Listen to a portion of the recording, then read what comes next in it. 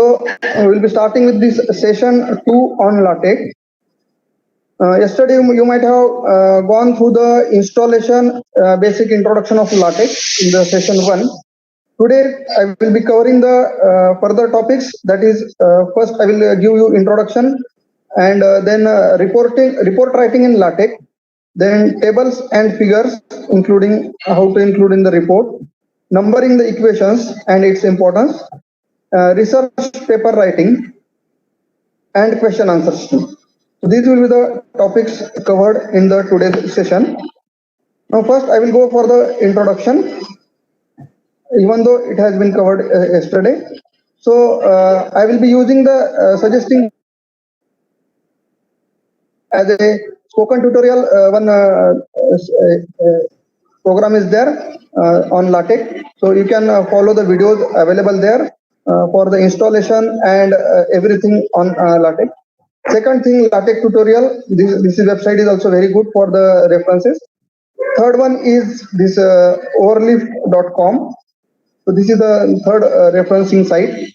And fourth one, I would like to share you with the book on LaTeX. That is a document preparing system by Leslie Lamport. So this is a very good book for the beginners for the LaTeX. And I would like to share you one thing, that the one of the topic in this book is like this: how to avoid reading this book. So not necessary, if you want to go for the study of the LaTeX, not necessary to read the whole book.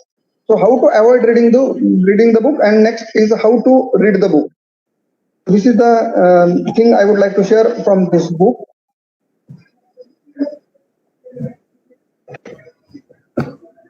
Then the system requirements. So TeXworks and Windows using MikTeX, we can run the LaTeX on the Windows. Then Ubuntu system is also useful or compatible for the using the LaTeX or MacBook. Then you can also run the LaTeX program without TeXworks. Different editors are available. You can use the Linux system also, and different editors are also available. So LaTeX, first I would like to introduce what is the LaTeX. Some of the persons are calling this as a LaTeX, or it is LaTeX, so one and the same. So it is a document preparation system, or where can prepare a document using the LaTeX. So it is a special version of Donald Kuhn's TeX program, right? So what is TeX? TeX is a sophisticated program designed to produce a high quality typesetting. Right? We can write a document in Windows also, Microsoft, by using Microsoft Word. We can prepare a document using the LaTeX also. So why to use LaTeX? That is also important thing you should know. Now, what is difference between the LaTeX document and Microsoft Word document? Is like this, that in LaTeX, what you are giving it is just like a C programming or any language programming. You are giving an input file, and you are having a compiler here, and you are compiling that input file, and output file is in the form of PDF. So for example, here it is a example.tex. So extension of LaTeX, every LaTeX program is a .tex, .tex.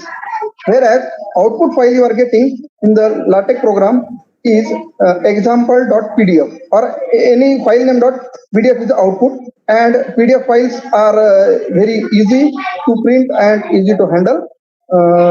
It is a printable document you are getting. So input file is shown here, example as example.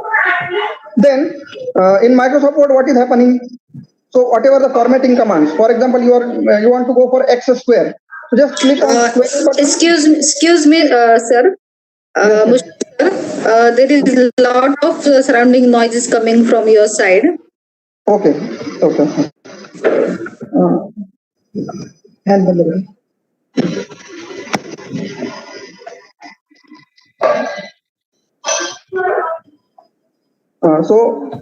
Is it clear now? Yes, sir. Yes, sir. Yes, sir. So in Microsoft Word, what is happening? If you want to go for X square, you just click on the square tab, and you will get X square. Or if you want to go for X suffix Y, then you just click on suffix Y, and you will get the thing. So whatever the commands they are there, they are invisible. What is happening in the background, you don't know. Whereas in LaTeX, what is happening? What everything is in front of you in the input file. Whatever you are giving in the input file, same will be output file will be accordingly. So whatever the commands you are using, it is having a definite structure. Right. Then different commands you have to use. You have to write a program using certain rules. Right. Then how to compile the program? So compiler is required for the running of LaTeX. So how the compilers, different compilers are there. You can compile using the program. So compiling can be done like this. So you are having a LaTeX file here, and you can give a command LaTeX.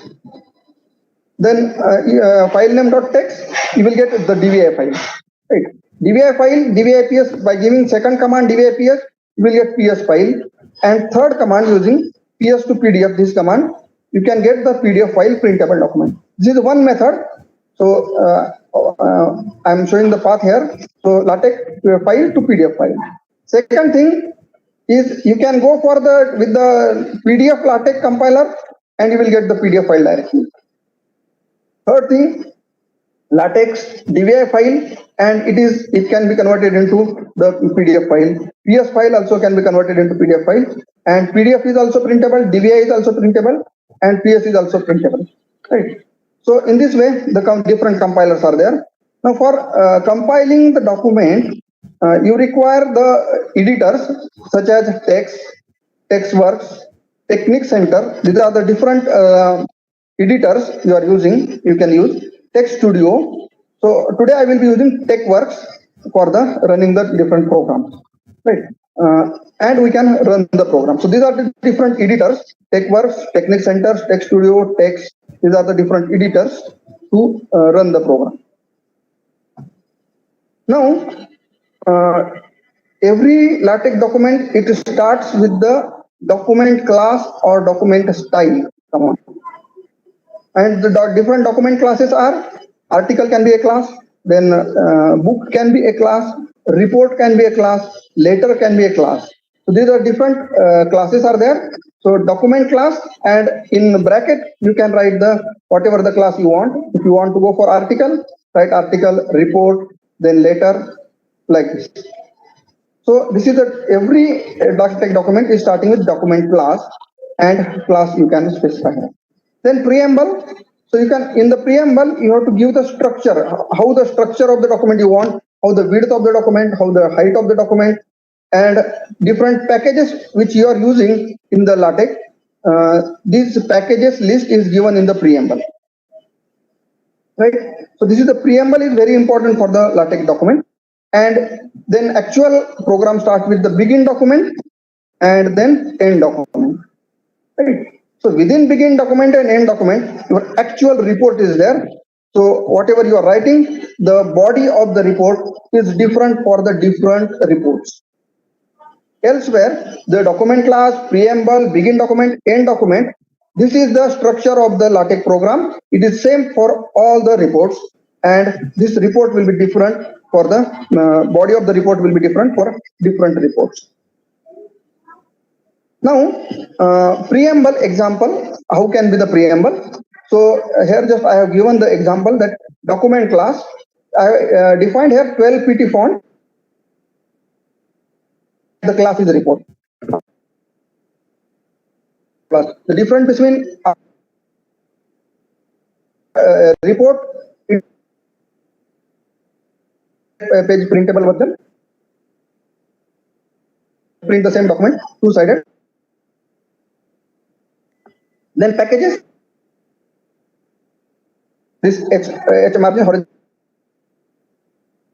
you use using the package geometry.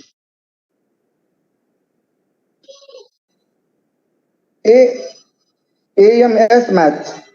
So it is used for using the mathematical text. Different symbols you can use, such as beta, alpha, beta, gamma. Such symbols are used, or mathematical equations. Different symbols you can use. Then use package hyperref. So for giving the linkage, extruded document, you can refer this hyperref package. And graphics is a very important package usually required while writing the report. So it is used for the including your pictures, figures, diagrams, all these things can be used by using the graphics. So many packages are there. Just example I am giving here. That's it in the preamble. What can be the different packages? Then when you are writing a report, if you start writing a report, so what is the first? It is a title page. So what title page includes? The title page should be look like this this diagram, or this is the picture included here. And what should it include? It should include the different universities are giving different formats. So accordingly, we have to prepare this page. But general things are required for the title page are logo of the university or logo of the institute, then title of the report. So here title of the report is there. Then name of the candidate, and name of the supervisor. And depending on the format, the things are there. Thesis submitted or the report submitted like this. So the different formats are there for the different universities, and date and place is required. So these are the things required in the for the title page. Now what we are doing while running the LaTeX program, which is known as a report.txt, is name given. So in report.txt, we are calling the title page, and title page is another text file. Right? So we are calling this title page. So title page.txt is the file which will contain these documents, this matter. Then another thing required for running a LaTeX document is a certification by the institute. So new page is given because certificate you require on the new page. So new page command is given. Certificate by the institute. So in the given format, whatever the format is given by the institute, in that format you will have to write down the certificate. Just for example, I have given here. Then after adding certificate, then you require approval by the examiners, internal examiner, external examiner, and all these things should be included if required. If required in the mentioned in the conditions of the report writing, then you can include this. So this is also one of the text file. So these are the input files we are calling in the report.txt. Right. Then new page declaration. So on new page, declaration of the candidate. Candidate has to declare something that this is the work done like in the given format, and so declaration of the candidate is also required. Then acknowledgement of the candidate or acknowledged by the candidate is required. So these are the different text files we are calling in the report.txt. So I will just show you the report.txt here, so that you will be able to see here how it is included. So this is the report.txt file, and in this report.txt file, this is a document class, use package, different packages we are using, then a sub caption, then this is the adjust box, different packages as per requirement we are using here, set counter, then Xcolor, wrap, fig, these are the different packages. And after begin document, this is a part of the body of the document. So we are calling title page, input title page. Then part means if you are writing a book, then it can have a part 1, part 2, or report can have part 1, part 2, like this. So part can also be included. It is optional, but you should know. So certificate, after title page, then certificate, this is another text file. Then approval is another text file. Then declaration is also another text file, and acknowledgement is also. So these are the different text files used or prepared by using the rules of the LaTeX. For example, if I run this program using this PDF LaTeX is the command which I am using. Different commands are there. You will have to select PDF LaTeX. So if I run this program, then program is running, and you will get the output file report.pdf here. So this is the thing I have shown you. Then secondly, part 1. So since it is part 1 is used here, so part 1 is coming, part 1 of the report. Then certificate format, then approval sheet, then declaration, then acknowledgement. So these are the different things are coming inside the report. So in this way, how should be these files looking? So I will be opening, for example, title page.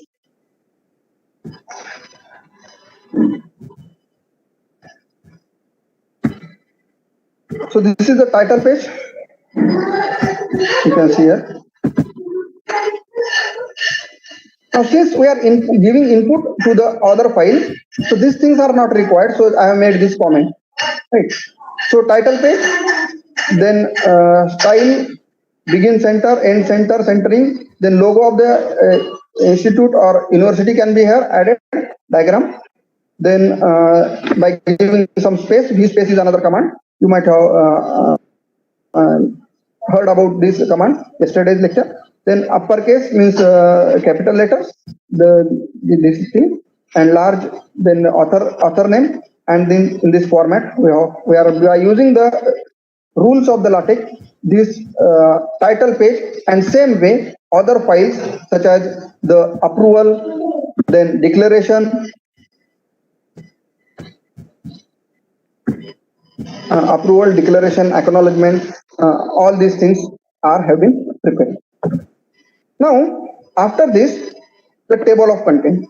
So it is a specialty of the LaTeX program that you don't have to create the content of the document, but they are created automatically, right? So this is the specialty of the LaTeX. Why to use the LaTeX? So the content and corresponding page numbers are coming automatically. So all the page numbers are coming. You don't have to take care that on which page which article is there or which part of the document is there. You don't have to care. It is taken by the LaTeX compiler.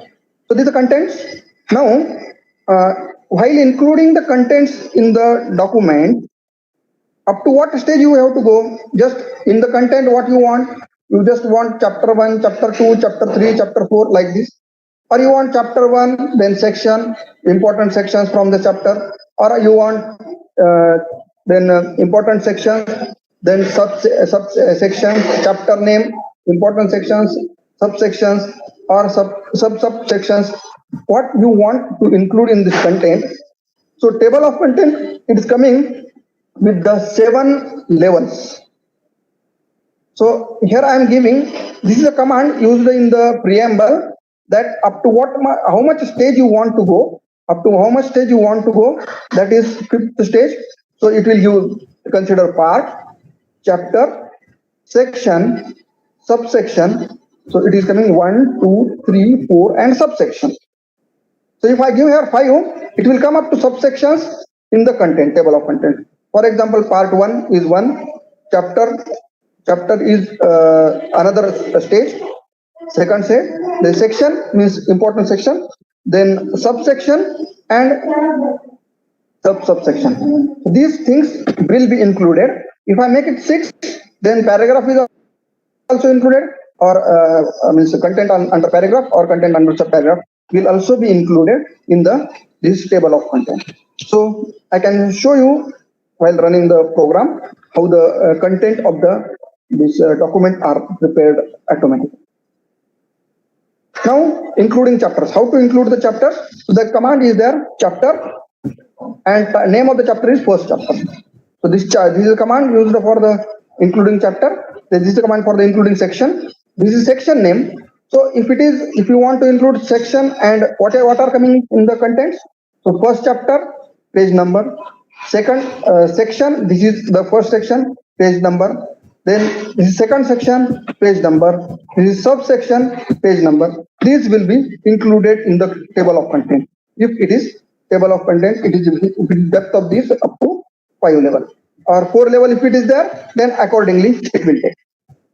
So in this way, you can include the chapters and sections in the report. Now, including figures and tables in the report. So first I will show you how to go for the including the chapters and tables. So we'll go for the report.tex, and this is the report.tex. If I run this program, I can run this program by using the command Control T, or I can click here and your document will be ready. So acknowledgement, this we have seen. Content. So in this content, we have taken the set counter to table of content, TOC depth is 5. So up to fifth stage, the contents are coming. So I have included a part 1 of the report, starting with the chapter 2, page number 2. Certificate is coming in the page number 3. Approval coming page number 4. Declaration coming page number 5. Acknowledgement coming page number 6. Now, if I don't want to include the certificate, approval, declaration, acknowledgement in the table of content, then I have to remove this line, add content line. This is used to include this input file certificate in the content. Right? So by using this command, I am able to include the contents in this table of content of this. So this is a very important command. Whatever you want to include in the table of content, you can add here. It will take automatically other things, section, subsection, chapters, it will take automatically. But if something is not missing, you feel that it is missing and it should come in the table of content, then you can use this command and forcefully, or you can say the compiler that it should be included in the table of content. Now, part 1 I have given as this initial things, say the certificate, approval, declaration, acknowledgement, and part 2 I have this starting with the chapter 2. So part 1 is one stage. You can use part 1, part 2, or you can directly write here. If I remove this part, make the comment can be done with the percentage. So part 1 and part 2 if I remove,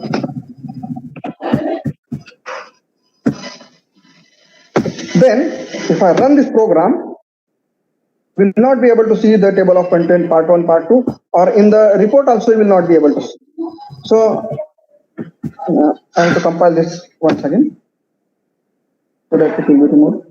Yes, it has been removed now from the content and also from the document also. So we starting with the completely chapter 1. With the chapter 1 document is starting, and if I include this part 1 and part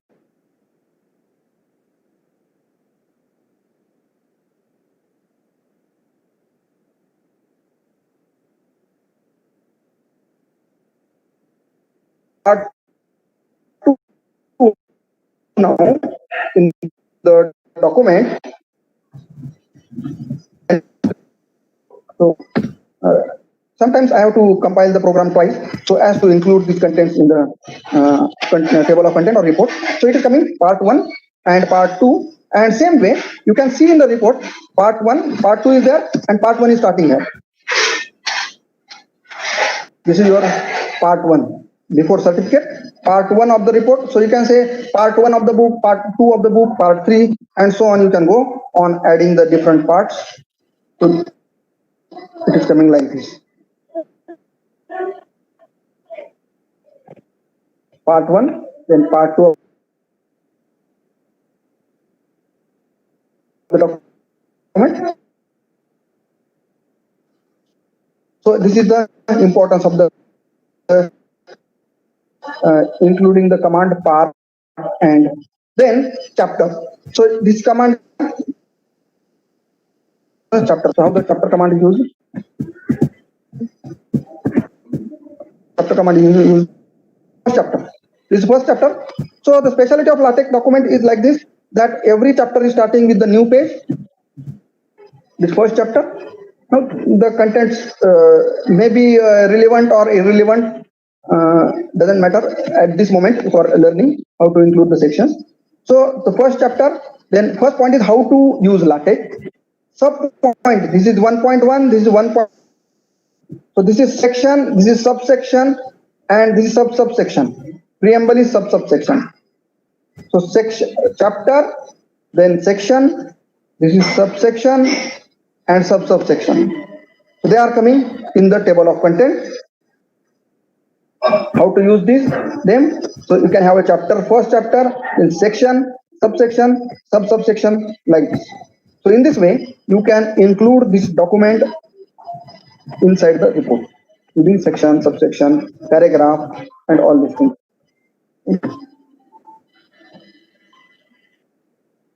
So now, now what we will do, we'll go for the including the table of content, including the table of content. Sorry, go for the including the figures. So including figures in the document. So it is very much required to include the figures and tables. I will say this is the heart of your document, and how to include the tables and figures.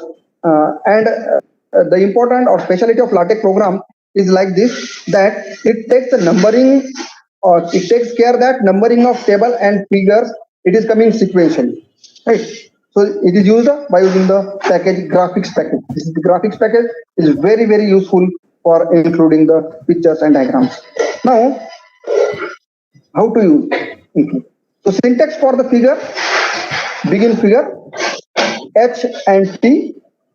So H is used for the including your figure in the text where you are including, means where you are writing in the report. At that place, it will be considered. If you use T, then it will be automatically take the figure at the top of the page wherever it is convenient. Means so T is here for top of the page. Then centering. So this figure is coming at the center of the page. And width of the include graphics is the command. Width of the figure is 2 inch, and the name of the file is 1.jpg. Then caption is coming here, screenshot. This figure is coming automatically. Figure number it will take automatically. Then caption is there. So caption is screenshot, and we are labeling this figure. So by using this labeling figure, sorry, this is coming twice here, label 1 and label 2.1. One of them should be there. So you just keep as a label 1 or label 2.11, and that's why it is confusing and it is not taking the number. So it should be there. So begin figure, end figure, it will give you the number. Second method to include the figure. So environment. So H is for the place where at the same location it will come.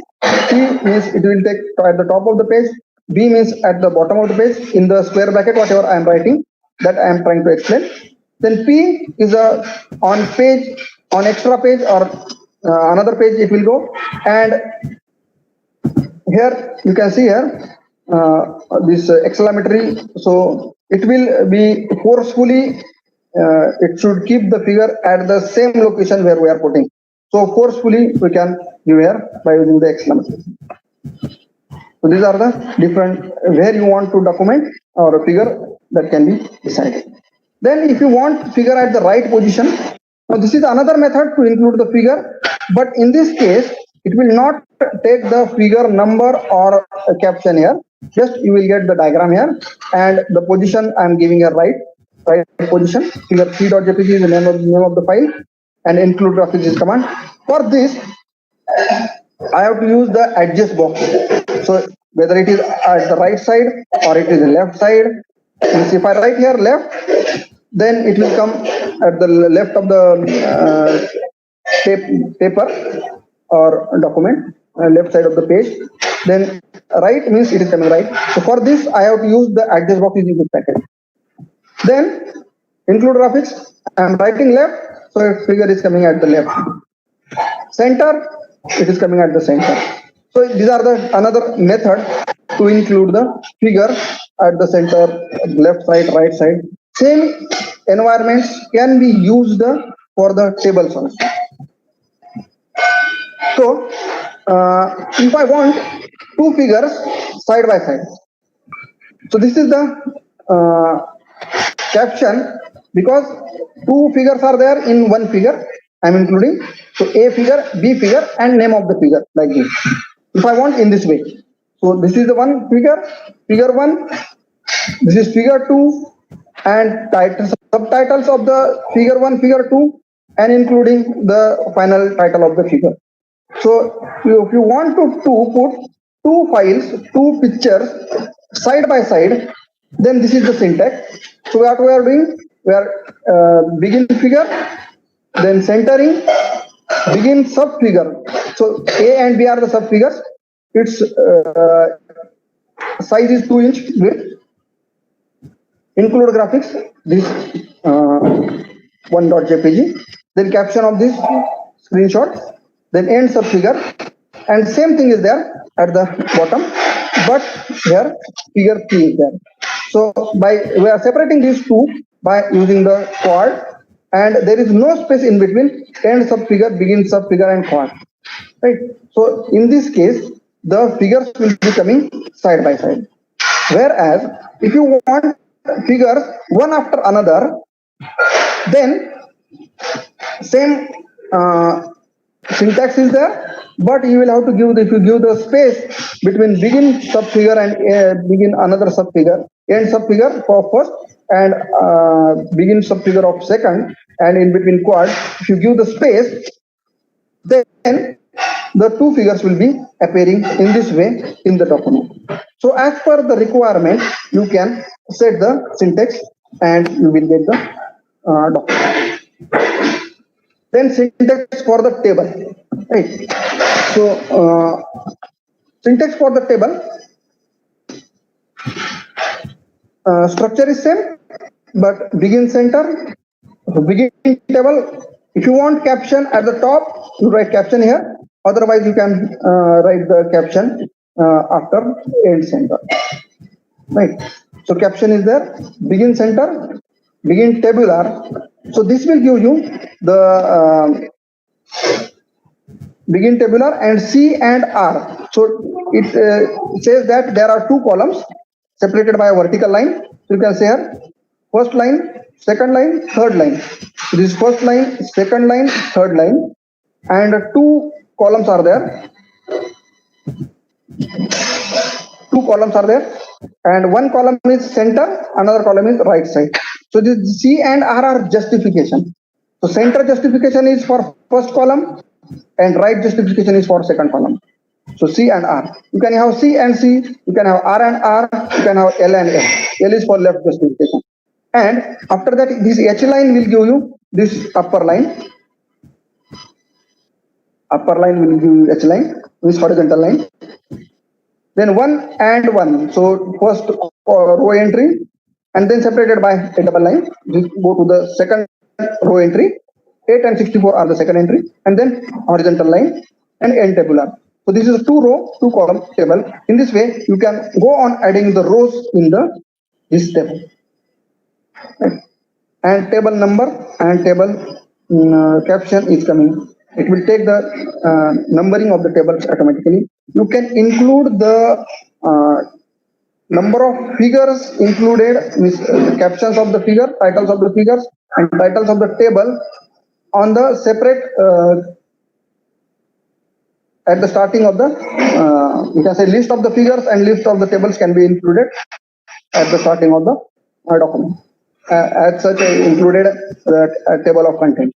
So side by side, you can have how many figures are included in the document, how many tables are included in the document, can also be listed separately. Then same thing, that H is at the same location table, T is at the top of the page, B is at the bottom of the page, P is on the extra page, and forcefully at the given location. So this is the location of the tables and figures. Now what we will do, I will show you while by running the program these contents of the table.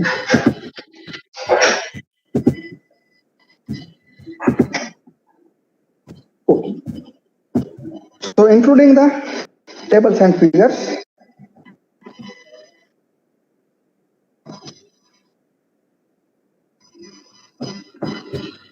here. From at this place, it is starting. So begin subsection. Subsection is it is coming, and so actual syntax for the table is this. Right. Then centering, include graphics 1.jpg. So this is syntax for the table, single figure. If you want to include, then it will be appearing like this. This is a single figure. Right. This taking the figure 3.1, chapter 3.1. So since it is included in the chapter, it is taking 3.1. Or earlier, whatever I have shown you in the PPTs, it is not included under the chapter. So figure and this caption is coming. But since it is included in the same figure in the chapter, so it is 3.1 figure is there. Second figure, if you go, it will give you 3.2 figure. Then 3.3 figure. 3. Now. Okay, 3.1, 3.2, 3.3. These are the three different figures. Now, if I include the figure, additional figure in between 3.1 and 3.2, right? So you can see here.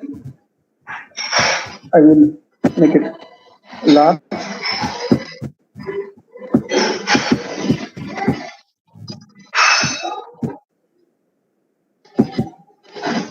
So you can see here, this document is for adding as shown in the figure 3.1a and 3.1b. Okay, so it is for the these figures 3.1a and 3. Actually it is 3.2, 3.3a and 3.3b. So this is about this 3.3a and 3.3b. 3.3a and 3.3b. It is taking. So corresponding references I have given there in the this report.text. So 3.3. So this is reference 1 and reference 2. So reference 1 and reference 2 are coming for the figure number 3.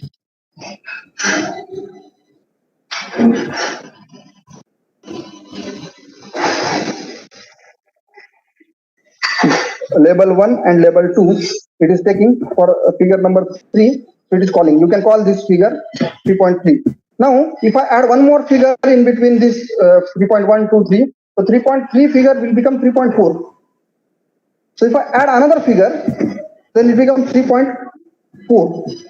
So it will take care, the compiler will take care that this will make this sentence 3.3 instead of 3.3, it will come 3.4. So for example, if I add another figure here, same figure, but with the different label, single label figure.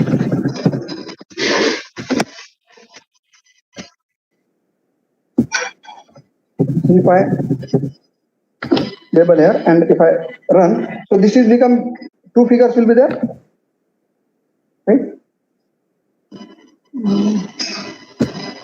Some error is coming.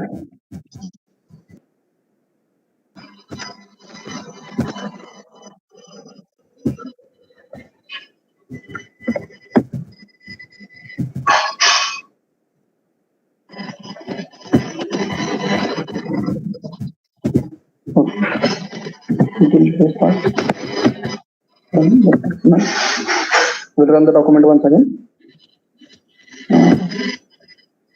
Error is coming.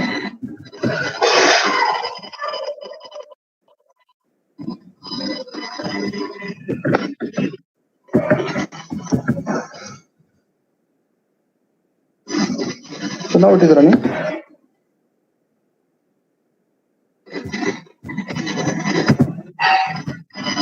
So if I include this same figure, so this,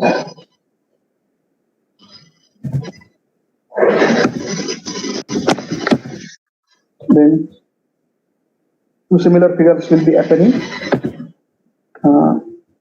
2 times I have to run the program. So you will see here 3.1, 3.2, 3.3, 3.4. So this figure becomes 3.4a, 3.4b. So compile will take a 3.5. So this becomes 3.5b. This. So this figure becomes 3.5. So this number is taken by the compiler automatically. I am calling this number by using some reference. So it is taking automatically. You can see if I include this 3.4 figure becomes 3.5 and it is coming 3.5a and 3.5 this way. So it takes care that the figure numbers can take in the referencing also automatically.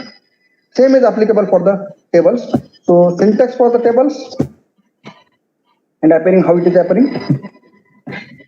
This is the example first figure. This is the example that figure at the center. Same figure I have included here. Then two figures after one after another. Figure side by side. Then putting figure one after another. And now putting the figure on the right side of the document by using the command which I have shown you with this command. With this command, I have shown you the figure left, right, left, and center. So by using this same thing, I have included the figures in the report, left side, right side, left side, and at the center. So figures are different, but the environments are same. Then putting the tables and figures. So fourth chapter is there. So table including the table. So I have included here much more columns, but it was not possible for me to include more columns in this PPT. So I have included only 2 rows here, but we can have the many rows.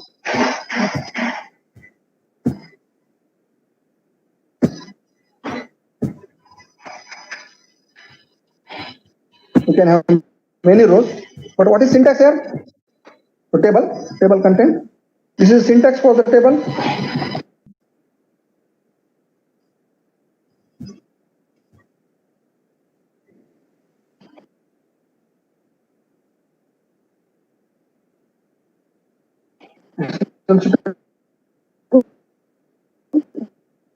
Syntax for the table. So table begin table is there, right? You can change the cap. We'll put the sample table only. And now if I run the caption will change. So sample table. And how many rows are there? 1, 2, 3, 4, 5, 6, 7, 8 rows. So here 1, 2, 3, 4. Each row is separated by the double line. And then in this way. And H line upper side, H line lower side in this way. So in this way you can include the tables.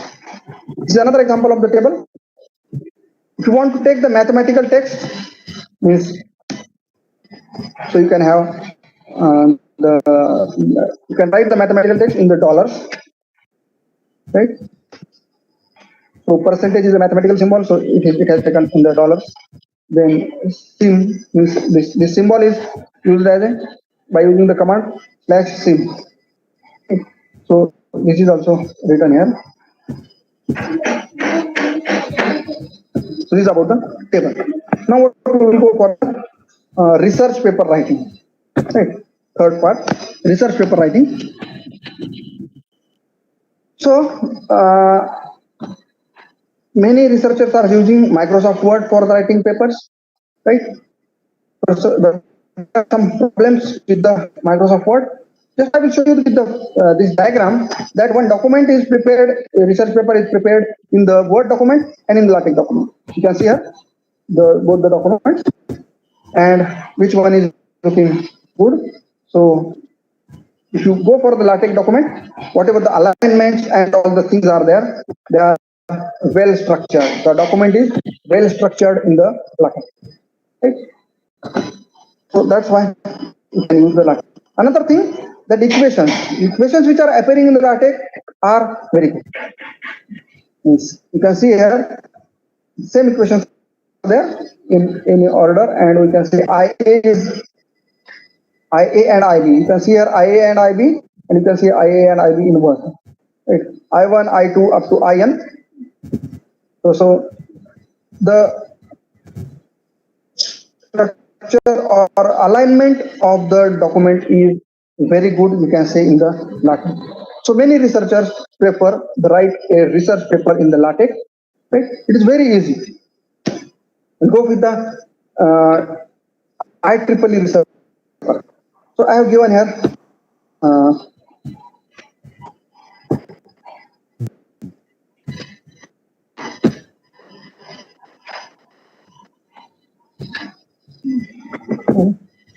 so it will go.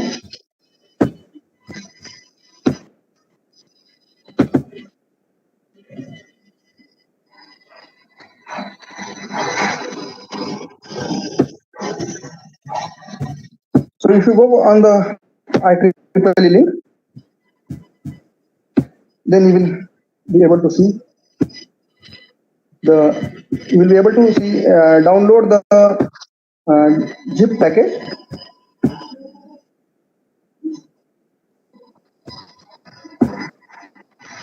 So the package has been downloaded, and I will show you the package.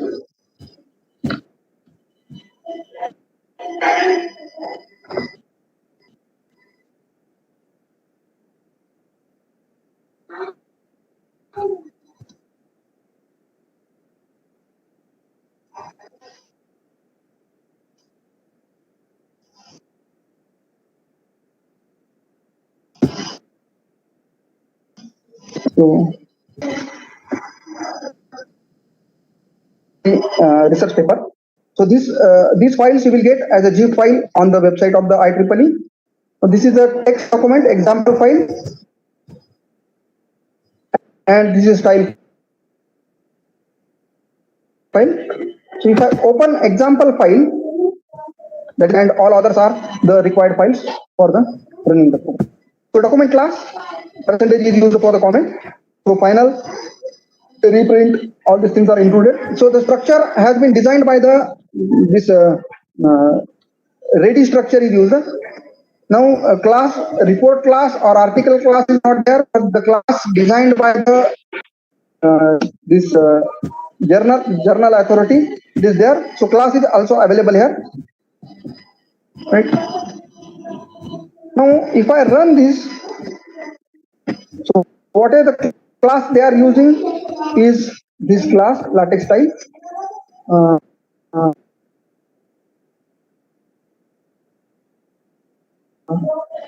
Text document is IEEE LaTeX class. So whatever report class we are using, instead of that we have to use LaTeX class, IEEE LaTeX class. So name is the IEEE class. Class file is IEEE. So using that, this is the example file given by the available on the website of the journal. Any journal you can find out, and these files are available there. If I run this file, then you will get this is the example file. You will get the output of the PDF file language. Now you can see, you can observe here. This is the title of the research paper. These are the titles of the authors. This is abstract of the paper. This is section of the paper, second section of the paper, and this can be identified by using this. Now, corresponding text you will have to search here in the .text file. So, for example, this is a specification for common IEEE styles. I will search here as the title of the paper. So if I search here,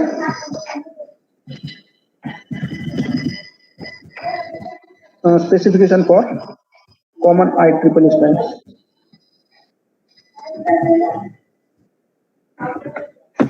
I will run this program. I think I have changed the title to the text file.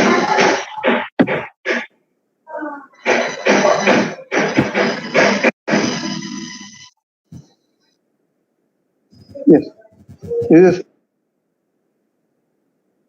specification. So if I use here, project report. A project report is right here. Just we have to check whether the same text is there. Then save and run this with the control T. If this is running, so the title is changed. So you can give the title here at this place. Then Gregory L. Fleet. So this is one of the author. So at this place you will have to write your author name and corresponding things.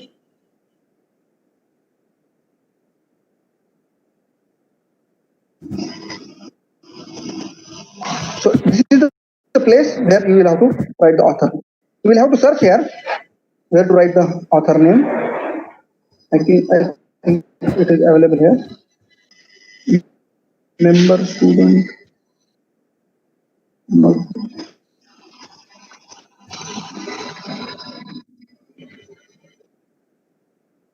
Yes, same thing. If I write here author name as a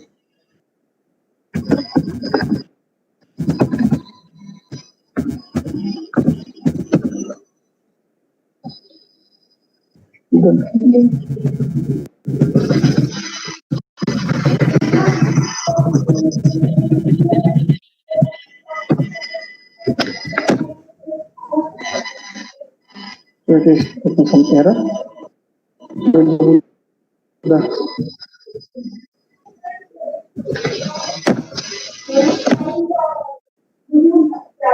So here I can write my name, but something is missing here.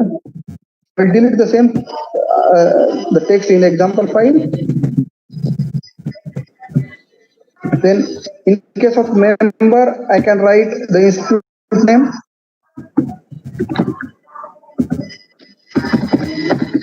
Right? AISSMS IOIT I am writing. Instead of student member, I am writing AISSMS IOIT. So it should come at the place of the student member. PG Muslim and AISSMS IOIT is coming. Then in case of IEEE, you can refer another thing. So you can edit. Now abstract thing, you can search the abstract and right here. This is abstract. So I am making this a very small change and just to see whether it is appearing in the text. So it is coming. This is a small abstract. This is abstract and remaining thing is same. So you can write abstract here. Then section introduction. So instead of introduction section, you can write another thing. Introduction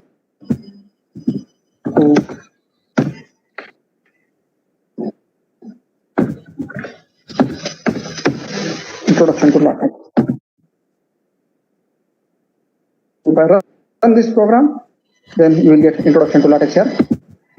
So the sections are changing, subsections are changing. In the same way, you can change the references also. Yes, at the end, they might have given the references and corresponding changes you will have to make. You can have add here photograph required.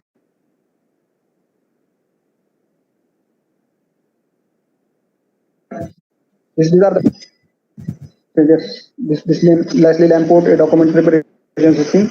So last time I have edited this reference, so we can add the reference here using this reference. So at the end, the references might be there. You can go. Yes, these are the different references. Reference 1, reference 2, reference 3 can be added. So in this way, we can add the references in the journal. This is just a live demo of the IEEE research paper, how to write a research paper in the LaTeX. In this way, you can write the research paper in the LaTeX. Right? Now, we'll go with the some remaining part. Okay. So this is in this way. This is one of the IEEE paper. Then another journal, if you want to go, you can try. I have different journals. So IEEE journal we have tried. Then this is one of the research paper written by me in the Bulletin of Astronomical Society of India journal. So this is the sample, and this is the class file. Class file is used. Their class file is BAS, IBAS, Bulletin of Astronomical Society of India. BAS. So with that class file, if I write the paper and if I run the program, I think the file is open with the this. So not able to run.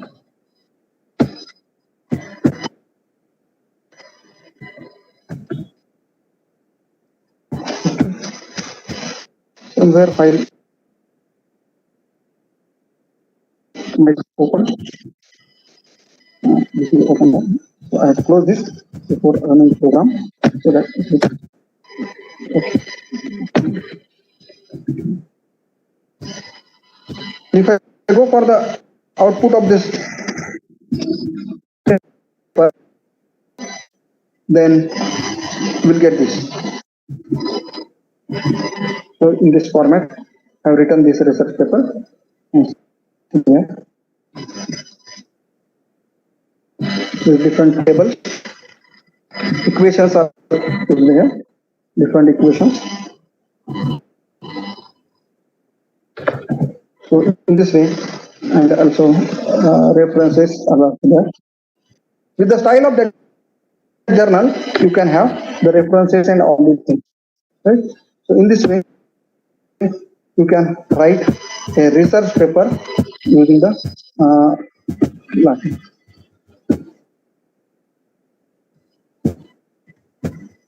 Now, another thing, one part I have, and I would like to include here, so how to write the equations or equation numbers.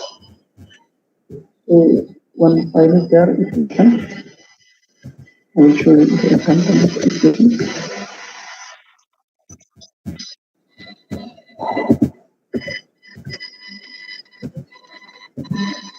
This is equation.text. So this is equation.text. Every mathematical formula, or if you want the text in mathematical format, then you will have to write this in the dollar. So if I run this program, this gamma will be appearing like this. Gamma. Then these are the different mathematical symbols. If I write the same thing, for example, A, E, A,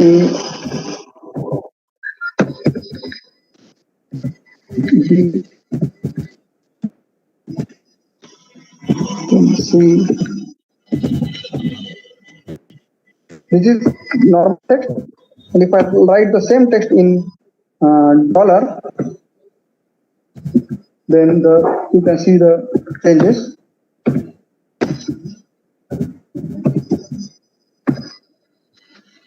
Same thing is written in dollar, and same thing is written in the.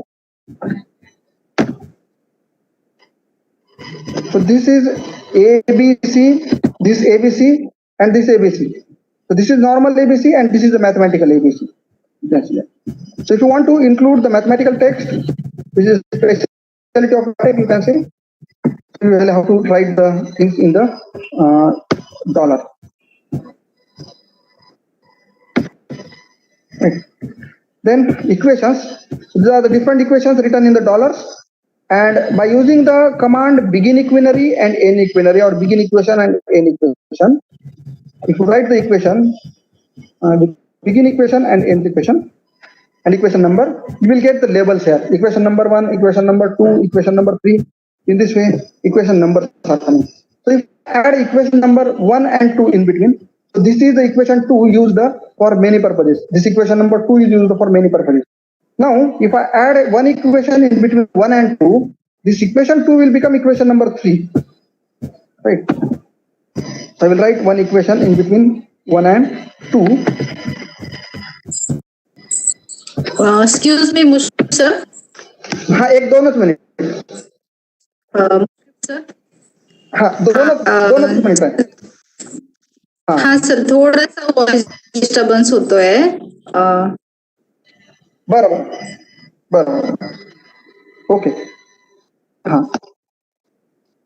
So I am adding one equation in between 1 and 2. Simple equation I will write a square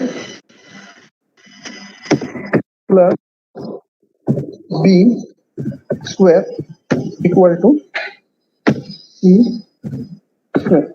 Now this will become equation number 2, and this our earlier equation number 2 will become equation number 3.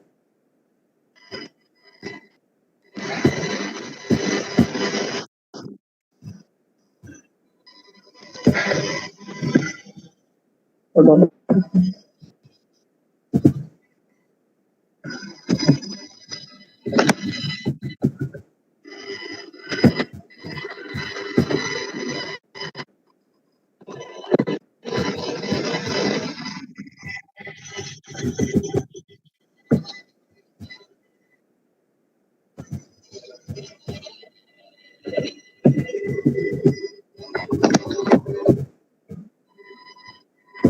Somewhere dollar is missing.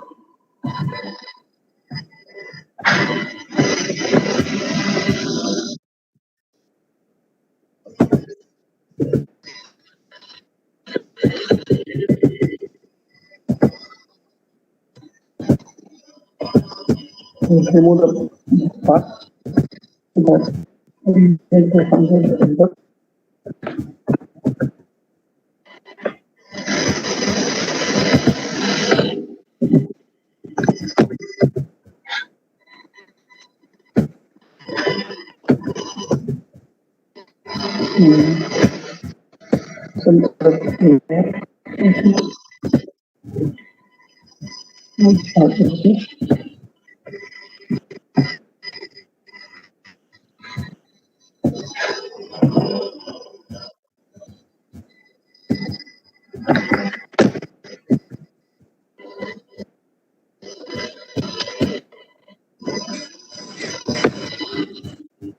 Mushrif sir. हाँ Hello. Sir. Hello. Some noise is coming from your side. Noise Noise is काही चालू नाही coming. इकडे. Okay. So we can add the equation. Go further.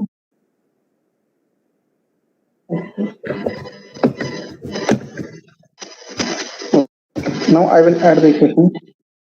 One more equation in this.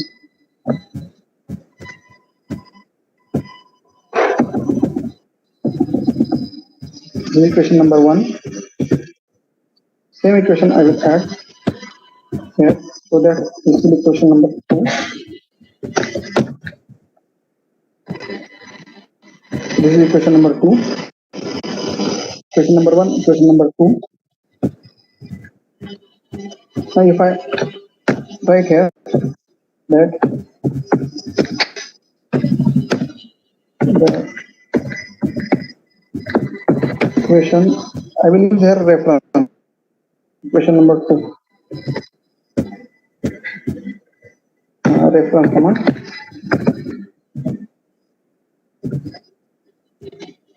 Top level I will use reference. So equation number 2 is important. Now if I run this, this is equation number 1.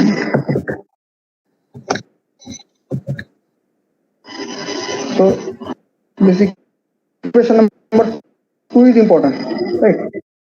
Equation number 2 is important. Now if I add one more equation in between equation number 2 and equation number 3, same equation I can add here.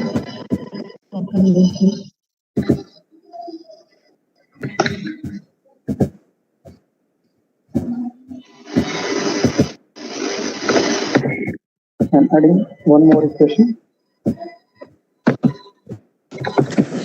Mushrif sir. हाँ बोला ना ma'am. हाँ बोला. थोडस आहे ना audio clarity बघा. काही पार्टिसिपंटला ऐकू येत नाहीये तुमचा मेसेज आहे. विच इज नॉट बरं. Okay. So I'm adding one more equation in between equation number 1 and equation number 2, like this.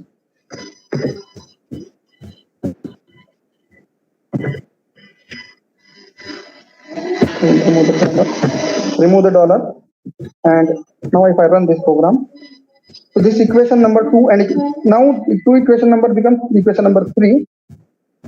So you will get here equation number, this equation number 3 is important. So the numbering of equation is taken automatically in the LaTeX. This is the specialty of the LaTeX program. Okay. So the points that we have covered in today's session are the, just we'll go to the PPT.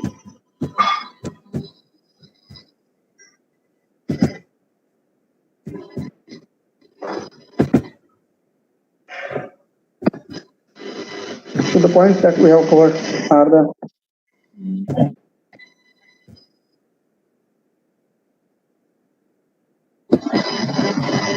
introduction we have covered, report writing, then table and figures including numbering the equations, research paper writing.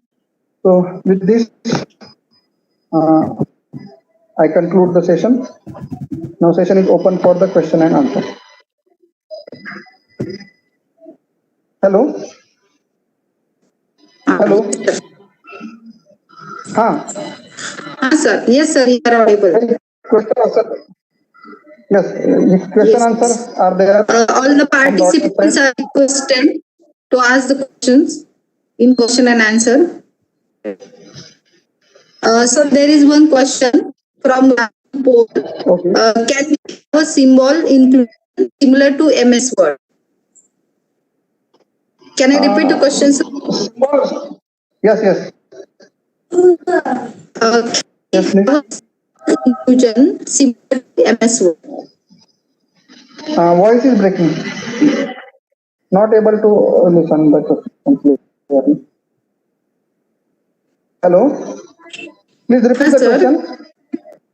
Yes. There is a question that can we have a symbol inclusion similar to MS Word? Symbol inclusion is not available here. You will have to write a command.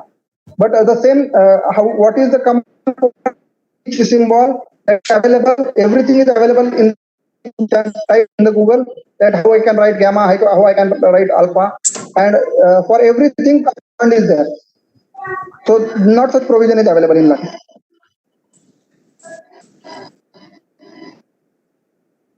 Okay. Such provision is not in the LaTeX. So the next question is from Raju Bivani.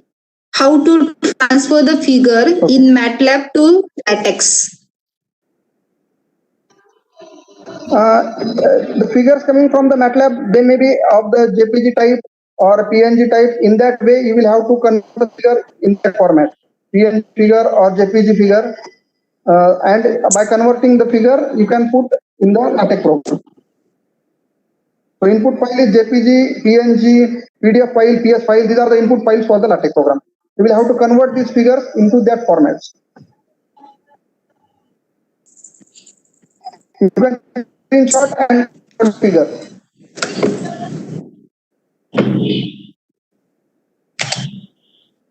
Yes, another question? No, sir. There is no another question.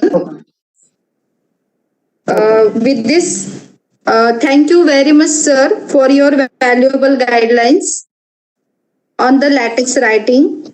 It is very well explained about the report writing, how to introduce figure and tables in the report, and also the research paper writing. All questions are very well answered. With this, I am announcing here that the session 1 is over and the session will start at scheduled time. Thank you. Thank you. Okay. All the Thank you, participants requested to give on the feedback link.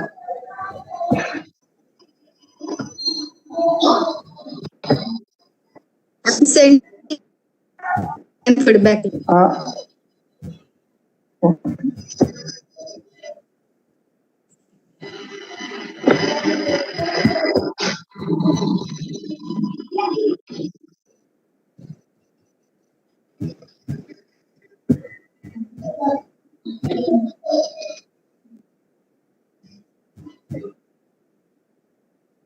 Hello. हो sir. Mushrif sir बोला. हा हा, काय नाही, audible होतं ना व्यवस्थित, म्हणजे Yes, audio yes, yes. Break होत होता असं मॅडमचं. हा नाही, थोडंसं कसं sir perfect end to end change होतं sir, connectivity end to end change होतं. हो हो, कनेक्टिव्हिटीचा प्रॉब्लेम आहे थोडासा. Yes yes. Okay, thank you sir. हां, डिस्कनेक्ट करू. Yes sir. हा, येस सर. हो. Yes.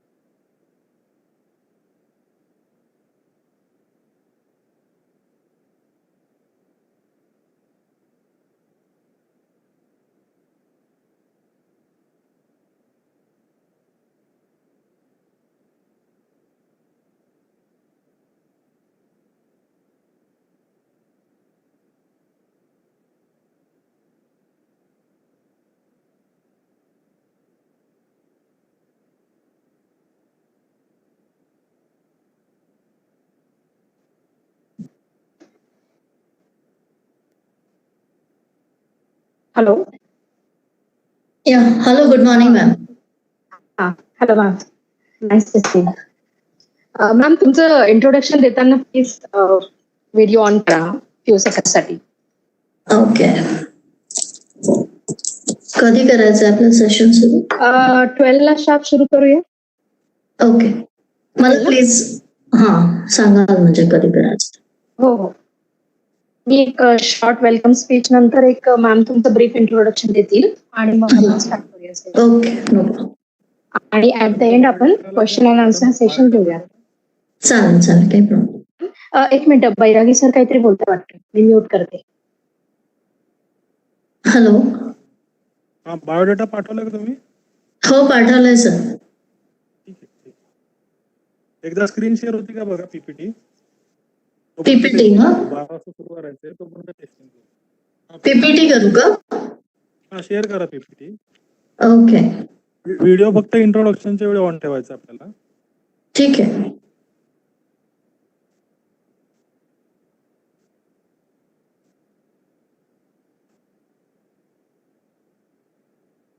Okay sir, is this visible? Yes, it is visible. एक स्लाइड पुढे घेऊन मागे घ्या परत.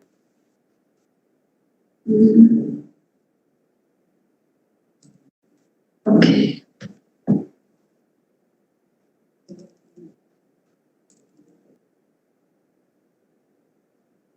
दिसतंय का सर चेंजेस? हा, आता आला चेंजेस. हा, आली पुढची स्लाइड. अच्छा, म्हणजे मला एक 5 मिनिटं गॅप घ्यावा लागेल का? कंटेंट. हा, आता येतंय व्यवस्थित. हा, Okay. आता आलं ते. हे फर्स्ट स्लाइड आहे, आता ही सेकंड. आणखीन आत्ताची आली. सेकंडला वेळ लागतोय, थर्ड फोर्थ लवकर येईल. ओके. ठीक आहे, काय हरकत नाही. नंतर ते एकदा ते फीड झालं का ते चालू होईल. चालेल. Okay, so let's wait for 5 minutes more. Okay sir. Hello, Bairagi sir. हा सर. हॅलो. वाघ सर. आपण क्विज ह्या सेशनला शेअर करायचे ना? हो, क्विज सेशन संपल्यानंतर शेअर करायची. ठीक आहे.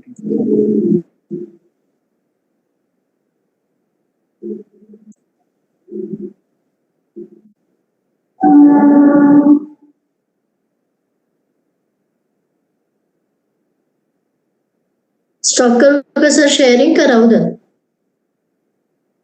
शेअरिंग राहू देत. शेअरिंग राहू देत चालू. व्हिडिओ ऑफ करायचं तर करा, प्रॉब्लेम नाही.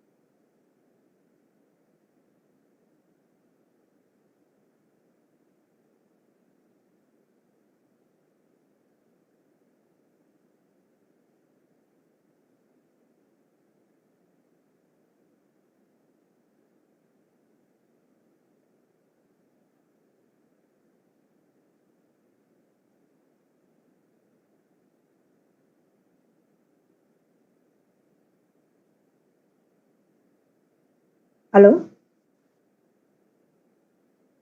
Hello Kore sir. Hello, ma'am. हा नाही कोरे सरांना बोलवते. Hello Kore sir. हा ओके. बैरागी सर. हो आहे. हा sir. Shall I start? Madam is ready. Yes, ma'am. Madam Yes, sir. Yes. Yes, sir. Khan ma'am are you there? Yes. Khan Yes, sir. Khan madam. Yes, yes, sir. Yes, sir. I'm there. Okay. Okay, So okay. Then we'll start. start. Okay. Good afternoon. I, Sandhya Ahire, welcome you for the 7th day of FDP on Research Methodology organized by ASSMS Institute of Information Technology, Pune. Our today's session topic is case study, that is successful story recently covered by the completed PhD students, which was conducted by Dr. Varsha Harpare ma'am. So I would like to request Khan ma'am to give the brief introduction about today's session speaker. Over to you, Khan ma'am. Thank you very much, madam. It's my pleasure to introduce our last speaker for the 7th day session, for the second session of the 7th day of this RM, Research Methodology workshop, or you can say FDP. Madam, Dr. Mrs. Varsha Krishnakant Harpale. Madam has completed PhD in ENTC. Madam is working as an assistant professor at PCCOE Engineering College, Nigadi, Maharashtra. Madam has a working experience of 20 years, in which teaching years is 19 and industrial is 1 year. Area of madam's interest is biomedical engineering, signal processing, and embedded systems. Madam has been associated with the various professional bodies, that is ISTE, BSI, IEEE. Madam has achieved a state level finalist award of Avishkar 2018. Madam has been always awarded with the best paper award. Research contribution is Madam has published a book on applied statics in research methodology, a practical and scientific approach. Madam has also has a chair for Health and Hygiene International Conference on Computing, Communication, Control and Automation in 2019. Madam has also been appointed as a reviewer for Springer Journal and International Conference on Sensor Network and Signal Processing. Copyrights registered by Madam is 2. Madam has also patent. Madam has a total of more than 30 publications, 2 in SCI, 15 in Scopus, and 13 in other journals. Madam has been PG coordinator, IQAC coordinator, and ISO 9000 2015 chief coordinator of the institute. And Madam has also been given the other administrative work, that is MBA. So hereby complete with the reading of the biodata of Madam Harpale. I request Madam to please take ahead the session and welcome Madam. Thank you, ma'am. Yeah, please take ahead the session. Yeah, thank you so much for this introduction. So, as ma'am have introduced me, I would like to introduce another perspective that I worked. As we are going for the case study for my PhD, I would like to say that I was a PhD scholar for brain signal processing, and that's what we are going to take ahead for this particular session. So thank you, ISSMS IOIT, who have given me the opportunity to present my research in front of you in this research methodology workshop. So in line with the content of the workshop, I'll be just what was my journey that will be discussing with you. So I'll start with my presentation. So here, my topic was brain seizure prediction. And I believe that innovation occurs at intersection of disciplines, knowledge, and expertise. And taking this ahead, I have worked further for my PhD and could successfully complete that within good stipulated time. So these are my contents, today's content that I will discuss with you. That how it was decided to work with the research problem, then research methodology, and what was my publications, what was my results, all this kind of stuff that I would like to share very happily, because lots of hard work is required to complete this contents. So let's start with. So here I will like to begin with the introduction.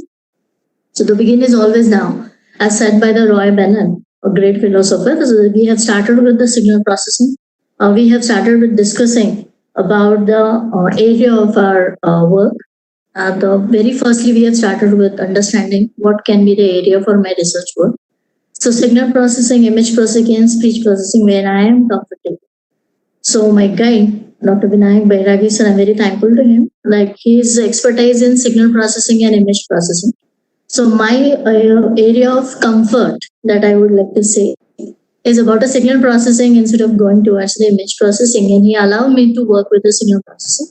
And thus we have decided to work with the signal processing. And most of the thing that I am more interested about, looking at my last work that I have done, it like some B projects, MA projects, I used to always work in the biomedical application. So I sort of permitted me to work with the signal processing for the biomedical application. And we selected a topic to work with is about signal processing for brain signals. So I'll support the statement of this signal processing for brain signals in my further slides also. So we started searching onto the brain research, that what sort of brain research is going on. Am I audible to all, madam? Hello? Yes, ma'am, your voice is very much clear. Okay, ma'am. Thank you. So we have started working on the brain research. So what are the research trends that we have in brain analysis? We have started working on that.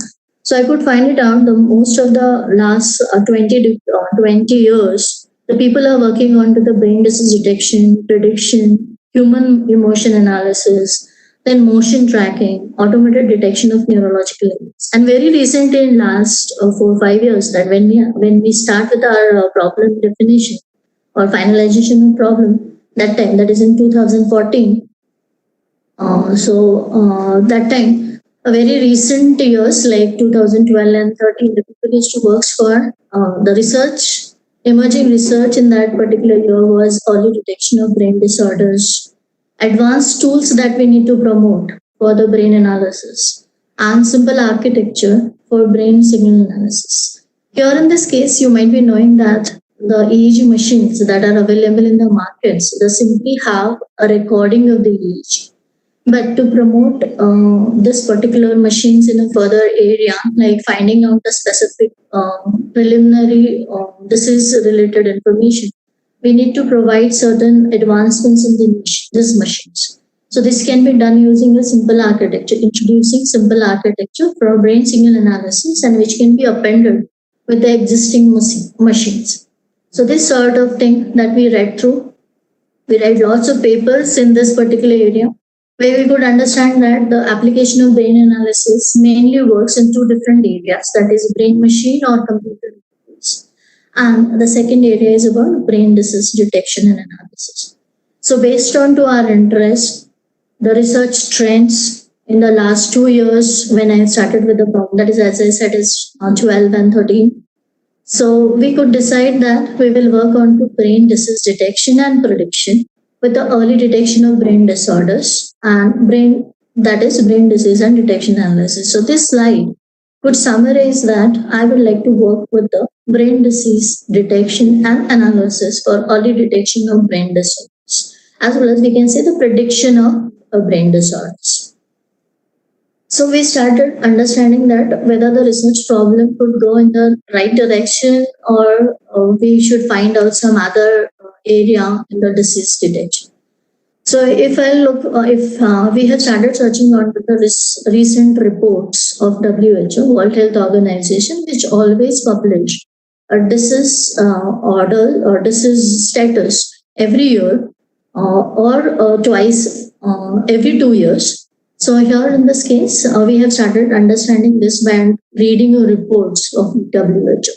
So we have read through the WHO 2008, 2011 and 2015 reports. And I'm just summarizing it to just support that why we have finalized this particular topic to work. So if you look toward this particular diagram, we understand that there are various diseases that says that has an impact on a human life. Out of which the neurological disorders, if you look forward, that says that it has an overall global burden of 6.3%, which is more than the other diseases which are highly privileged in human life. So this particular graph says that, okay, we should work in neurological disorder because it has lots, the prevalence of this particular disorder is higher than that of the other prevalences. So that way we have decided to work with the neurological disorders. If you compare with heart disease also, that you could see that it's 4.1%. But for neurological disorders, it is now have raised to 6.3%. That was a survey by 2015. So you might be knowing yesterday's example that we know that the famous Sushant Singh got a problem and he committed suicide. It's all because of this kind of neurological disorder, what we call it as depression. So the neurological disorders in biomedical application need to give a more attention, and that's why we have selected this. So more clearly, if I would like to say about the neurological disorders, this particular chart defines you that what sort of neurological disorders do exist. So here I'll have a first chart which says that a prevalence of the diseases, that is occurrence, particular human life get affected by the disorders. And the second graph that I would like to say, it's a death percentage because of this particular disorder. So you could say that majorly highly specified thing that is performed is about a stroke. Highly prevalence thing is about a stroke, then migraine, then meningitis, then Alzheimer, then epilepsy, and likewise. The same thing if you look forward, the death will have a stroke and a Alzheimer disease. So looking at these two charts, my first preference should start with the strokes. But here, the stroke has lots of limitations. Engineering solutions to provide to stroke is again a big challenge. It's not a thing that I should not accept the challenge, but lots of work is going in this particular area. Lots of researchers have taken this challenge and people are working on the stroke. I'll show you that in a further coming slides. The next option, I'll go for the Alzheimer disease.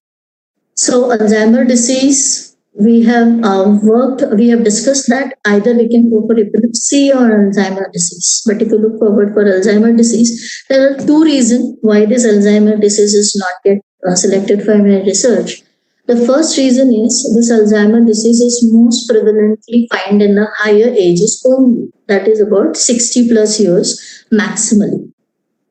This is the first reason. And the second reason is that already one of the researchers under the guidance of my guide already working on to Alzheimer. So we thought that we parallelly will go for the next content, that is about epilepsy. And I will give one more reason once I'll go for the next slide, that why our selection of a disease was right. So to support this, again, whenever I was writing my SCI paper, that time I need to again take a recent survey. And that's why I referred a typical neurology statistics from this particular sites of 2017, which was again saying that the neurological disorders are the highest things that need to be addressed by technology also and by clinical researchers. So that time, once we have started deciding about epilepsy or Alzheimer or what, so that way we have searched about IEEE and Science Direct papers. Being a technology research, we selected to find out what is the recent research going in the area of epilepsy and Alzheimer, and where we find that for various human neurological disorders, there are various disorders. So you could see the disorders that are enlisted in the particular diagram and the number that is shown here, that particular number is the number of papers available in 1 year. We searched that time, it is in 14 and 15, year 14, 15. So while drafting a synopsis, so that time, that year. So if you see that the 10-01-550 in 1 year, these many papers that I could able to find from IEEE and Science Direct and various other reputed journals. So the same way we could able to find out that what is the research part. So you could see that the highest technological research is going in the stroke and stress, whereas the next part comes is about epilepsy, Alzheimer, depression. The next part comes about the Parkinson, brain tumor, brain injury, spinal cord injuries. Then we have cerebral palsy, autism, sclerosis, migraine, and the other one. Now here in this case, why we have selected epilepsy? Because even though the number of research in this particular area is less, the impact of this particular diseases on the Indian life is very less. So to promote, to contribute towards the clinical research in India, we should work on to these areas more. So that's why epilepsy, again, we have selected to work with the epilepsy. And finally, we have finalized that we'll work with the neurological disorder epilepsy. I would like to show you one more statistics. So this is published by WHO in April 2013. As I said, we decided to work with the neurological disorders. You could see, is this sheet is visible, madam? Hello? Hello. Is this sheet Ma'am, is your voice visible? is, yeah, sheet is visible. Your voice is some kind of breaking over. Okay. Actually, I'm working on LAN, so I think there should be. Yeah, there is some network. Okay. Continue, ma'am. Okay. So is the sheet is visible, madam? Yes, it is visible. Okay. So if you look forward, once we have decided that we'll work with the neurological disorders, we started searching, as I said, that we read through our various WHO reports, and this is one of the reports. So you could see that there are various neurological disorders enlisted over here. But you could see that this column, so I'll highlight this column. In this particular column, these are the statistics given for the India. And this says that out of this total burden of neurological disorders that we'll find out, that is 16.6% on in case of India, out of which the 14.4% is from epilepsy. Whereas if you look forward for Alzheimer, and if you look forward, the sheet that is mentioned, it is deaths from 0 to 14. This is the age where death from 0 to 14 on just statistics is mentioned. You could see that here in this case, all the neurological disorders are because of, or we can say the maximum weightage of the neurological disorder for this particular age group is 14.4. So this is one of the clarification that why we have selected about the epilepsy. Similar cases about the death 15 to 59, you could see that overall burden of neurological disorder is 74.8, whereas the epilepsy has the highest, that is about 37.3. So, and the other one, that is drugs use orders. So most of the impact that you could find out is all because of epilepsy or because of the drugs in this particular age. And here in this case, you can see again the Alzheimer has very less distribution, or you can say the weightage given for the particular disorders. And if we'll go for the age of 60 plus, we'll find out epilepsy has the equivalent weightage, whereas the Alzheimer have increased with the 18.4. So this is the thing that I was saying, that by understanding this statistics of age, that is from 0 to 40, 15 to 59, and 60 plus, we have decided to work with epilepsy because maximum age groups are under this epilepsy, and because of this, we have selected to work with the epilepsy. So this is what that I would like to conclude from this, that we have decided the basic thing that we have done, it is about a selection of research area and then the specifications, or we can say the problem statement. So biomedical signal processing area that we have started working on, we find that the brain disorder assistance needs to be provided by the technological research. We have selected disorder that is about epilepsy. And to work with epilepsy, we have to decide, we have to finalize what sort of input that will go for. because for epilepsy also there are various input signals that are available, out of which we have to select one signal to work.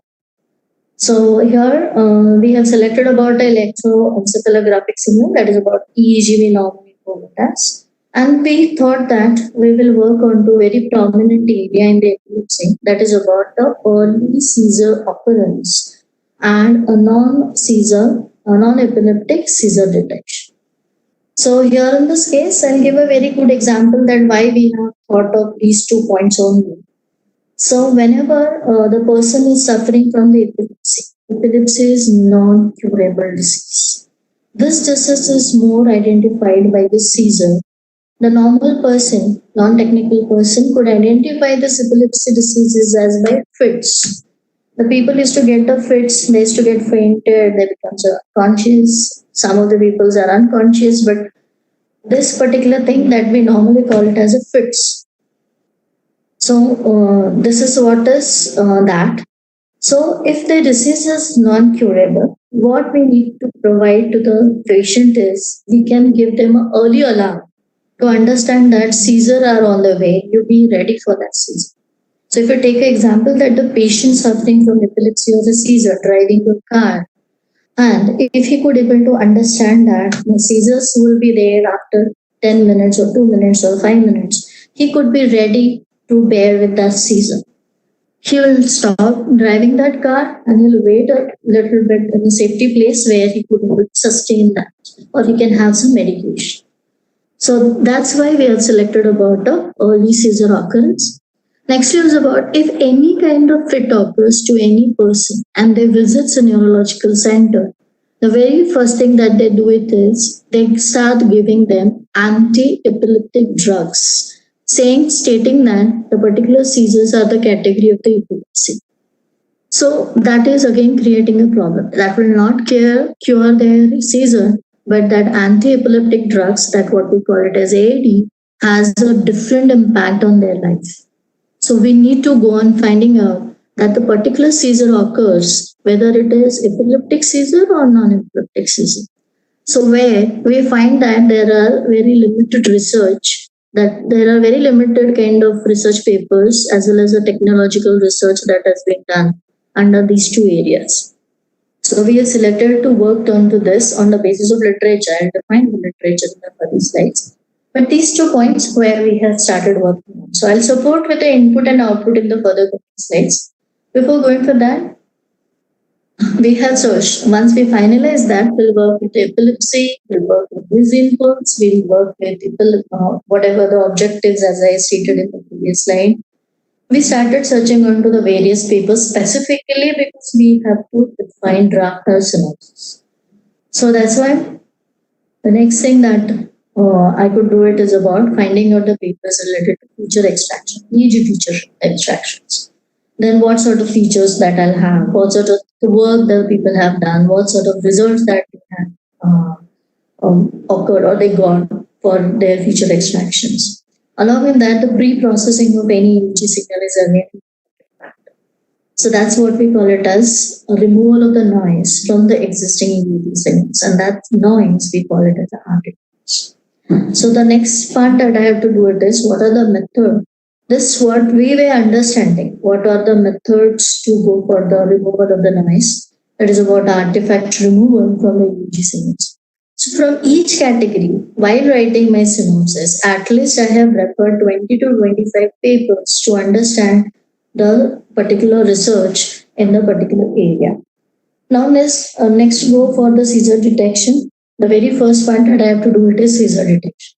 Lots of work is done under this category. That is to read the EEG signal and understand whether the particular EEG signal is a normal signal or the seizure signal. So this is a very basic thing that I have to do. Very first thing that I have to do, and later on I have to advance that for the further part of my objectives.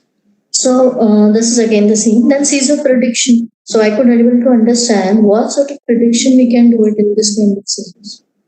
Now you might be knowing that EEG signal doesn't have any defined pattern. It's very random signal. It goes on changing as per age. It goes on changing as per expression. It goes on changing as per emotions. There are no pattern that I'm hungry, and because of that, at that particular point, my EEG signal is this. So next time, whenever I am hungry, the EEG signals will be similar. No, EEG signal is very random signal, but doesn't have any pattern. So that's why prediction of this disorder, saying that the particular patient is prone to epilepsy or prone to seizures, this is not possible. So that's why what we need to do it under this seizure prediction is we have to go on finding out the occurrence of, we have to go on finding, or we can say predicting occurrence of the seizure by analyzing EEG. So here what I am saying about the seizure prediction is I've searched all. I've searched both the categories, that is about the prediction for prone to that kind of thing, and I have searched about the how we can able to understand the prediction of occurrence. So we find that in both the area there is a research requirement, but for the seizure prediction in first category, there is a limitation. You can't go on doing that. So I don't find any paper, technological paper. There might be some clinical ways, but for technological ways, I didn't find any paper for that. But for occurrence, there are a number of papers. That's what we call seizure prediction. But there we need to have the maximum paper that I got it in 2015 that was giving the prediction time of the occurrence of seizure was 30 seconds. So 30 seconds will not be a sufficient time to react on knowing on this. So we need to have some improvements in that particular prediction time. So that's why this way, this seizure prediction, based on to this understanding of seizure prediction, we have defined the objectives. Next is about a classification of epileptic and non-epileptic. Now I have searched various paper onto this topic, but I could not find much paper on this because there is a limitation that if you would like to go on actual classification of epileptic and non-epileptic, we have to go on referring not EEG but video EEG. So video EEG is at a time the patient will be observed through video as well as the patient will observe through EEG. And by analyzing onto the time tick T1, we have to analyze frame as well as the signal to understand whether the particular thing is epileptic or non-epileptic. But only few papers are there which could say that you will be getting, you can able to go on classifying epileptic and non-epileptic seizures with the EEG signal, but their results were very less. So I have to have a scope on improving these results of epileptic and non-epileptic seizure. Limitation to this is I should get very strong database which can give me distinct signal for epileptic and non-epileptic, which I could able to analyze using my algorithm and can come up with the actual classification. Nextly, the next parameter that I said it is about SOC architecture. Already I have explained in the previous slides that what is the need of this SOC architecture. It is to append the existing EEG measurement systems. So we were thinking that if we could able to provide some SOC sort of or chips oriented architecture, which can be appended into the existing system, that can be taken and that can be adopted by the various companies who are in the market of the EEG measurement systems. So that's why we have proposed with this architecture. We have worked on this. There are most of the things that are there is about architecture that is available for EEG is on the basis of genetic algorithm. No, sorry, it's not genetic algorithm. It is independent component. So various people have worked that designing EEG oriented things for feature selections using ICA. But I have worked on to the genetic algorithm which can optimize this feature and can detect the seizures, and that architecture that I have proposed and published successfully. Now this what I am talking about is about a pre-research. That is what is I am just finalizing my synopsis. And to finalize my synopsis, I need to know the concept.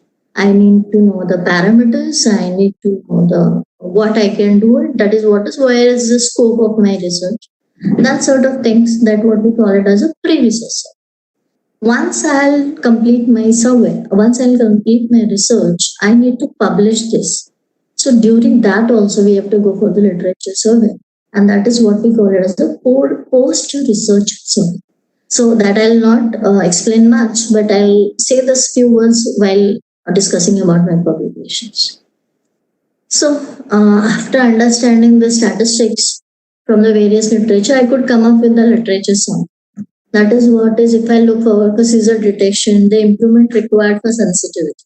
Even though it is showing it is high, along with sensitivity, there is always an issue that specificity is low. When I look forward for prediction, again the same thing. Sensitivity is high, 96%, but it is only limited to database. I'll say that this is 96% is occurred with a 5-patient data set. So if you have 5-patient data set, very limited data set, for that you can achieve 100% also. There will be no issue. Next is about false prediction rate. Here in this case is also 0.1 per hour. So that is again one of the things that we need to go on improving. Pre-actual time is occurrence time, pre-occurrence time of seizure. And that I set it as that 20 to 40 seconds is the maximum prediction time that I could able to observe in the prediction. So the next prediction time that we need to improve, as we discussed in the previous slides. And seizure classification, as I said, there are a lot of work that is performed to go for the classification accuracy, and the maximum they have achieved with 100% also. Right now, I'll say that 100% accuracy is available for the classification of normal and epileptic seizures. But there is still there is a scope of going for classification of epileptic and non-epileptic classification. So I think the people also can work currently also can work on this particular topic of classifications. So based on this literature, we could able to finalize what will be our research problem, what will be the aim of our research, what are the objectives of our research. Total 6 objectives that we have finalized onto the basis of whatever literature survey that I have discussed in the previous slide. So now, as I said, that I could support that why we have selected an EEG signal as one of our inputs. If you look forward for this diagram,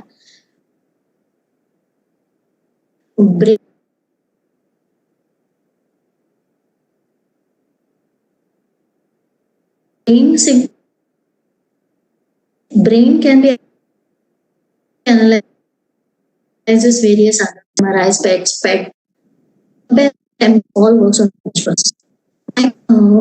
I'm saying that I'm not saying that this image processing will not give a good epilepsy or seizure detection. I have not analyzed that particular part, whether that will be or bad. But if EEG could give 100%, what is better than 100%? Because you are just processing a single signal, and not single signal. It is EEG instead of fMRI. So if you look forward for EEG or MEG, the spatial resolution of EEG and MEG is very good as per the brain lobes that you have. Now you could say what is spatial resolution is. If we'll say neuron, the next about cortical columns. The neuron is a single cell that we have in the brain. Cortical column is multiple neurons get connected, and that's we call it as a column, called cortical column. Then we have a lobes. So that way this particular spatial resolution goes on, and what is available to us is about the brain. So overall impact of the brain that is available, and EEG could help us to work with that. Okay, we know the lots of limitations of these methods to record the signals for the patients. So based on this particular diagram or this statistics and comparison of various methods, we select SNAC, will work with the EEG, or most of the time we go for the EEG because MEG will not be that effective with the brain. So based on that, we decide that we'll work on this is a very basic flow that what we have drafted in our synopsis. That will work in this way, that will have a suitable database for experimentation. Then we'll go for some EEG sensors and pre-processing. Now I am seeking for some doctor who can provide me this signal. And I'll pre-process, even though the standard database you have, that need to be pre-processed. Once that thing will be pre-processed, we'll go for feature extractions. Then we'll go for classification and prediction models. That can, a prediction model can come up with the alert system, and classification model can come up with the destined classes. So that time we were only thinking of 2 classes, epileptic and non-epileptic. Finally, when I completed my research, I could get 8 classes of epileptic seizures. So I'll show you that also. So once we finalize this, now we have to understand a mathematical model for EEG. Then only we could able to work. So that's why we have started working on the mathematical model. As per the flow that is observed in the particular workshop, you might have gone through that how to go for designing a mathematical model. Mathematical model basically defines about the input and output of that particular system that you would like to design, and what are the impact of other parameters onto that input and output. So as per my system, I have to design a mathematical model for EEG because I have to process EEG signal. So that's why I have started understanding about the EEG measurement. So this is a brain where you have this particular vertical thing that I'm showing is called a cortical column. So this is called when we look forward for single column, that we call it as cortical column. So triple C. And each of this cortical column has a number of neurons. These neurons, let's say, these are depends on to the similar activity. So like if you are saying that your some of the part of your brain, like temporal brain, that is responsible for your senses like eyes, smell, ear. So that sort of things. So that will be similarly connected together, and that becomes one column. Your motions, that is your hand movement, leg movement, neck movement, or any kind of movement. So that will be having a single cortical. So that way, the particular neurons are interconnected with each other, and that's what we call it as a cortical column. So if you could see that cortical columns are distributed on the brain, and if I'll press a sensor over here, I could able to sense only nearby cortical columns, right? So here the average value average response of this cortical column I could able to sense with a single sensor, and that's why we call this as single EEG channel. So we'll be having a multiple EEG channels onto the brain. What I referred is about the 22 channels, 22 sensors data that I have referred for my research. So that is very standard 10-20 system of placements of sensor. On the basis of that, the sensors are placed on your brain. It can be hairy brain, it can be non-hairy brain, doesn't matter. The sensor can be of two types. So here the scalp, or we can have a pin-oriented sensor which will be put inside your brain, and that will be normally used in surgeries. So we will be all working on to scalp. All my statistics, maximum of my statistics on scalp, and some of that is of pin-oriented. So that will be given to EEG measurement equipment, and finally you will be coming up with the EEG signal, which is multiple channel EEG signal recorded for various time slots, like 1 hour, 2 hour, 3 hour. So if I could able to reproduce this in a technological form, I could say that there are input signals. The brain system is having certain delay to understand. It will do some average, and it will do the connecting signals. That connecting signals we will pre-process in EEG measurement equipment using gain, filters, sampling, and we could able to get your output EEG signal, which is a sampled digital output with a different sampling mix. So that is what is my input that I have to refer. So I have to build a mathematical model for this. So let's understand. So this is what I have built about. My EEG signal is a function, and this function is defined, or it is dependent on to n, where n is the number of channel, capital N is the number of channel, x of n is the sample value of that at that instant, a is the pre-processing amplification factor, r is a bit resolution, that what sort of ADC is used to convert this particular sample, analog sample, into digital. That is what is bit resolutions of ADC. And S is a sampling rate. So whatever EEG signals that I need to handle for my model, I have to work with these parameters. That is totally dependent on these parameters. And if I make a model Y of n, which will define this, it will be amplitude. That amplitude is actually x of mn plus NEN. What is NE? Is a noise adder.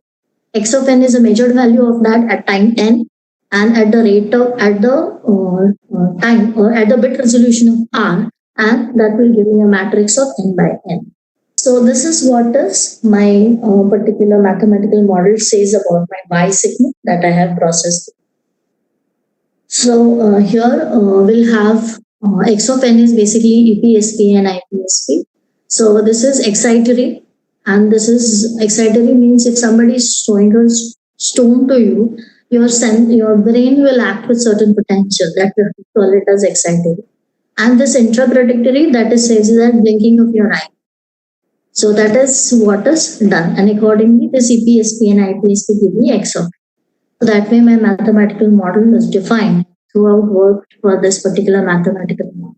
Any doubt with this mathematical model, I would like to address. Okay, I'll go for the next slide. So based on to this mathematical model, the next task that I was having is about getting a data. So getting a data, then what we call it is a data collection. And once I receive the data, I pre-process it. Right? So that way I have referred with the various data sets. So before that, I will say that this particular research is supported clinically by the various clinical persons. So when we start working onto the biomedical research, the very first thing that we have to do is we have to have certain clinical support. Otherwise, we cannot come to the conclusion that whatever we have done it is right or it has some limitations. So that's why the clinical support is required.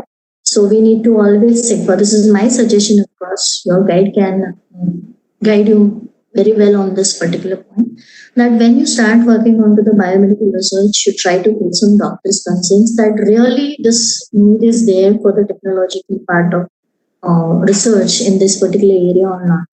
So doctor consent is required to support the biomedical research. So initially, this research was supported by Dr. Pujari, who is a very famous neurosurgeon at Noble Hospital, Hadapsar. He have read through single word of my synopsis. He have given me lots of suggestions. He have referred me various EEG measurements, vendors that you talk to them, and then he have given me a concern that okay, now you can work on this particular point statistically. So this was the thing that initially Dr. Pujari had supported research. Finally, once I have completed my results, so Dr. Pujari was out of station, out of India, so he could not directly analyze my thesis, but still he said that I'll go through the thesis, and he said that it's okay, that your thesis looks good. But Dr. Pandey is a neurophysicist and Dr. Kulkarni, child neurologist in Unigadi itself. Both of them read through Dr. Pandey have kept my thesis with them. But he said that it's very good. I will try to read it by word.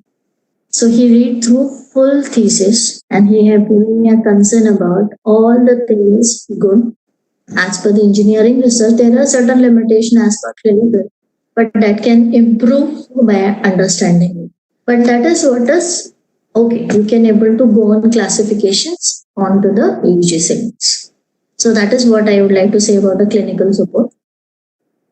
Based on this, now next part, as I said, data collection.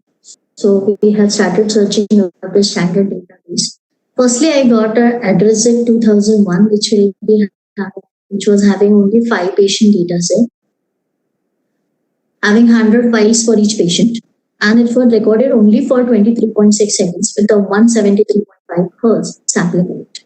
So the first experimentation I started with the AddressIt 2001 dataset. Later on, by searching more, I could able to get CHB MIT database. This is freely available. Both the AddressIt 2001 and CHB MIT is a freely available dataset. 20 patients, each with 150 plus files, recorded with a maximum 3 hours and 256 samples. The next one that I am having is about TUH database. It's called Temple University Hospital database. Now this is not freely available. You have to request them, sending your research till now. Once they'll convince with it, they could able to provide you the dataset. If you don't have sufficient tasks completed, he will not support you. So he had asked me to submit a proposal. Once that proposal that he have gone through, he have given me this data set, which was having 700 plus patients, 2000 plus files, more than 5 years of recording with a 400 Hz sample. A huge database that is available, label database, which was labeling about 8 classes. That is epileptic category of tonic-clonic, clonic. These are the various classes that you have under the epileptic. Along with that, non-epileptic also. And that's why I could able to succeed in classifying this epileptic and non-epileptic. So after completing my research, Dr. Pandey have given me two patients database. Firstly, at first, she have given me that whether your file, I will give you consent only in the case if these two files you could able to come up with the correct classification, two patients files. So each of this folder that I was having is were having a 50-50 files of that 50-50 recordings, and that particular thing I have gone through and I could able to get good results for this real time, and then only he have given a data set because he was having a doubt on the 2000 Hz sampling rate and you have just worked on the 400 Hz. So whether your algorithm can work or not, so he could understand that and he said it's good that it has worked for my data set also. So I worked on the real-time non-labeled also. I was not knowing the level of that. I just sent that particular 50 plus 50, 100 files as a testing files to my algorithm, considering the all previous files as a training files. And based on to that, I could able to get this results for the non-labeled real-time database probability part. Only thing is that he said that you will be not publishing, you will be not using this particular data sets for any sort of your advertisement or any kind of thing that you would like to publish. So we have started working on doing EEG signal processing. So very first task that I have to do it is artifact removal. This is the traditional way of removing a artifact. That is, once you get the EEG signals, just apply your independent component analysis to this artifacts and it could able to remove artifact. Limitations to this is that you could only remove eye blink artifacts. So I would like to explain more on artifacts. If you look forward for EEG signals that get affected by your eye blinks, that get affected by your chewing, that can get affected by your talking. So all these kind of thing when is there, normally that's why the EEG signals are recorded when the patient is sleeping. So if the patient is sleeping, he will not be chewing, he will not be eye blinking, and that's why the signal will be more clear. But this not happens always. So we have to always check for this noise because of eye blinks, chewing, talking. That's what we call artifacts. And normally the normal convention method to use this is ICA. Even I have used the same at the beginning. I've used EEG Lab toolbox of MATLAB to work with this. I've given this EEG signals to that and can work with. The challenges to work with this is we were having a files that are in the various formats like EDF, RDF, text. One more is .o file. So all this format, how to read that in MATLAB was a first challenge for me. So I worked very hard on reading this particular files in MATLAB. Then next challenge was there for separation of channels. Then variation of sampling rate. Every time the sampling rate is varied. So I have to define that as function, passing a sampling rate to that. So that these challenges I have handled first, and then refine EEG signals that is given to the EEG Lab toolbox, where I have applied the ICA to remove the eye blink artifacts. So these artifacts are only eye blink will be removed from this. None of the other artifacts can be removed by ICA. So I was having the scope of doing that, which was my proposed algorithm, or you can say new algorithm that I have designed to do this. Instead of ICA, I'll use that algorithm to go for the removal of all kind of artifacts. So I'll explain it in the further slide. So removal of missing elements, that is also one of the challenge. I have to find out null database, because sometimes it's happened that while recording, while sampling, a zero will be produced and that will create a noise in your EEG signals. So this was done. The platforms that I have used to work with this is about a MATLAB EEG Lab toolbox, overall MATLAB. Then I worked with a Vega at the end of my thing for the classification, as I've used a machine learning algorithms to work with the classification. Then Xilinx IC and ZBoard. These are the two softwares, software and hardware, where I proposed my architecture, FPG architecture, SOC architecture. That was one of the objectives. So I used these things for my technology, for my research. So the next thing that I have, once I have come up with the finalization of everything, the next task that I have to do is start working. So start working means I have got all conceptual things clear. I could show you my notebooks where I have written all these things.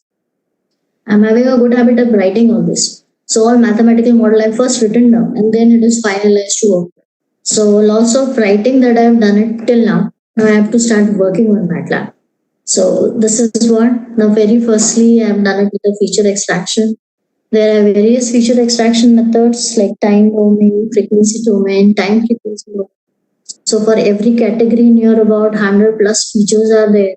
So once I'll get these big features, how will I work with? That will be a problem of dimensionality.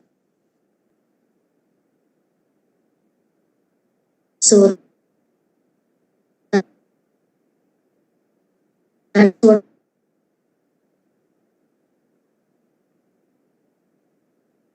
problem. So that should be solved. Feature selection and filter methods are there. The wrapper method. I could understand that statistical methods can give me good results than that of the wrapper methods by just experimenting it. It's all experimentations. I have applied PCA, I have applied correlation, I have applied various hypothetical tests like p-test, g-test, and all this. And I could able to get a good results with the ANOVA. And throughout the things, I have used this ANOVA algorithms to go for as a statistical filter method of feature selection. I've selected as ANOVA, used as ANOVA for my research to select the features. So the CAG features, I have, these are some examples. It's not limited to this, but these are some of the examples. Time domain features, frequency domain features, then time and frequency domain features. So 100 plus features were there. And for only 3 classes, normal and epileptic, normal, epileptic and epileptic initially. Later on, as I said, 8 classes I worked for, but initially I worked for normal EEG signal. Next is normal EEG signal of epileptic patient and then epileptic.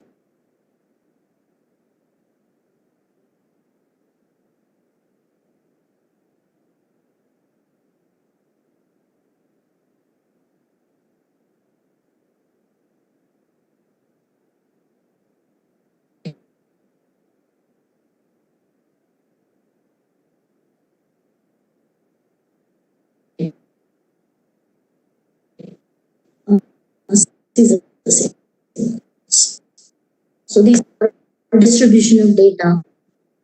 This is median distribution. It says that each of the channel of the brain waves, that is alpha, beta, gamma, these all are distributed in the same category for the normal EEG signals. But if you look forward for the Caesar EEG signals, you will find out a distribution of data is different for higher, that is gamma, and rest of the all alpha, beta. So that will be very less in this particular case, right? So selecting this, I thought that instead of using all brain waves, I will only use the higher gamma and beta. So that way I have worked with. So first reduction of this is reducing the brain wave. So instead of using 5 brain waves, I have only used 2 brain waves for my research. So first reduction of my data. Similar cases, if I draw the features like PST, I could understand that these two, that is gamma, beta,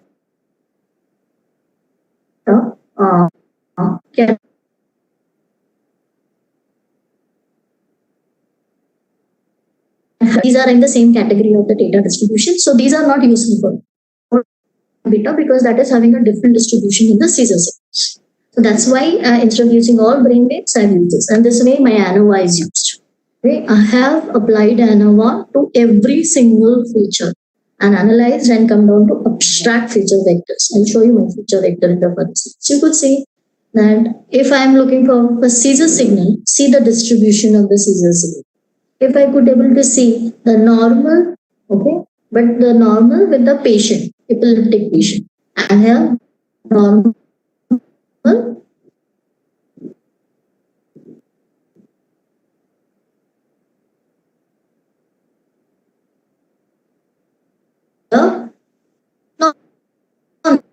epileptic patient. That is what is normal.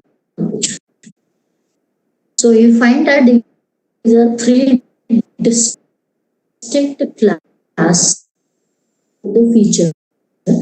So PSD was about 50 to 80 films I have extracted. I have applied ANOVA to every this feature vectors. The big Excel sheets are there and that are passed through the ANOVAs, and I've come down to the feature vector conclusions. Okay, and these are the feature vectors that I have defined for my research. Firstly, I have worked with the TFT, that is time and frequency domain. So where I could able to say that out of some 20 to 30 features of time and frequency, these are useful. For F2, likewise, these features are useful for me. Likewise, I have decided that these are my feature vectors for which I have worked every time. This is my new algorithm called SSEMD, where SS is for my rejection of the artifacts and EMD is for the feature. And these two are hybridized to come up with SSEMD. So because of ANOVA, I could able to get these percentage of reduction. Of such a high reduction of the features, I could able to get the good results. And here in this case, this particular thing is a review case. So classification, next part is about the classification.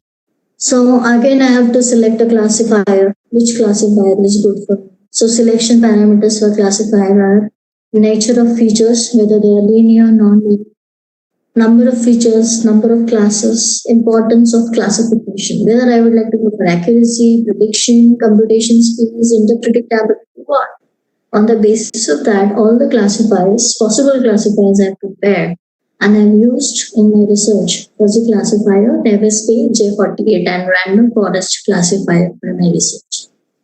I've used fuzzy classifier for the prediction. I've used Nevis Bay, J48 for detection and random forest. Nevis Bay, J48 and random forest that are used for the classifications. Our classification is categorization.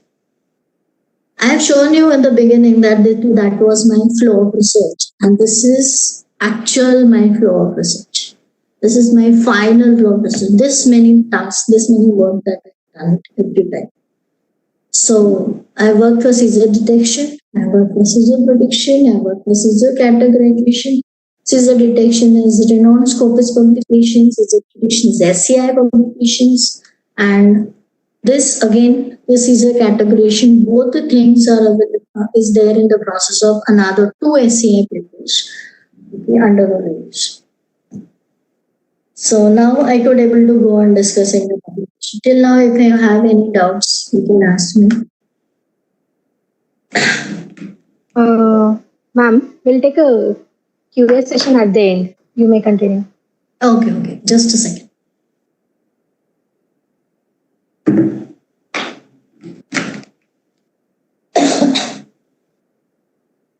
So now, as in the previous slide, I've already discussed about how we have decided the problem, how I worked with the various parameters, like what can be the tool, how I'll use the tool, what is the processing, what are the classes, understanding the concept, implementing the thing onto the different part. I have started working on to simultaneously, parallel. Publication is the process which we would start simultaneously along with our work. It's not a thing at the end of our research, we will start publishing our content more. I could suggest that at the very beginning stage only you start publishing your content. Because you'll till the point you'll reach down to your final results after 4 or 5 years, it might possible that your previous things is already published and has no significance as the way that we were having 4 or 5 years earlier. So I'm saying that you should go for the publications parallelly as per the particular researches. So I'll describe that and how I'll start working on it. It gives me lots of learnings. Publishing my material, PhD research in various renowned publication agency, I got a lots of publication learning, such as how to write abstract, data sets, results and conclusion. Next, search suitable journal as per the paper contains and scope of the journal. What is to be presented in conferences and what is to be presented in journal. This is also very important factor. Okay. So you should think of these things also. What is to be provided in conference and what is to be there in the journals. Don't get disappointed by the editorial rejection. It's the one thing that I understand. Even though we feel that our paper is best suited with the scope of this journals, it might happen that the editorial rejection will come down to this kind of papers. Even my SCI paper has near about some 4 to 5 rejections. And then it took 8 months to complete that SCI process to get published with a good SCI publications. Next is about how to write responses to the review. This is very important fact. Otherwise, your editor will not take you seriously. So you have to write your reviewer's comments very nicely. Okay, and very important is while publishing your content, you should have your patience. Okay, so you should have patience. That is very important. So let's start. I'm having a total. This is only my PhD publications. Other publications are different, as Khan Ma'am said. I have 30 plus publications, but for my PhD, I'm having only these publications. 9 publications already published, and 2 are in a process. As I said, is in SCI journals and under. These are my final results. And I said the papers are very nice, and they'll definitely get accepted in that.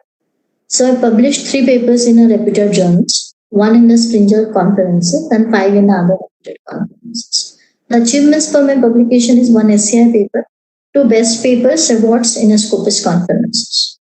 So I would like to share you what I published, how I published during this PhD research.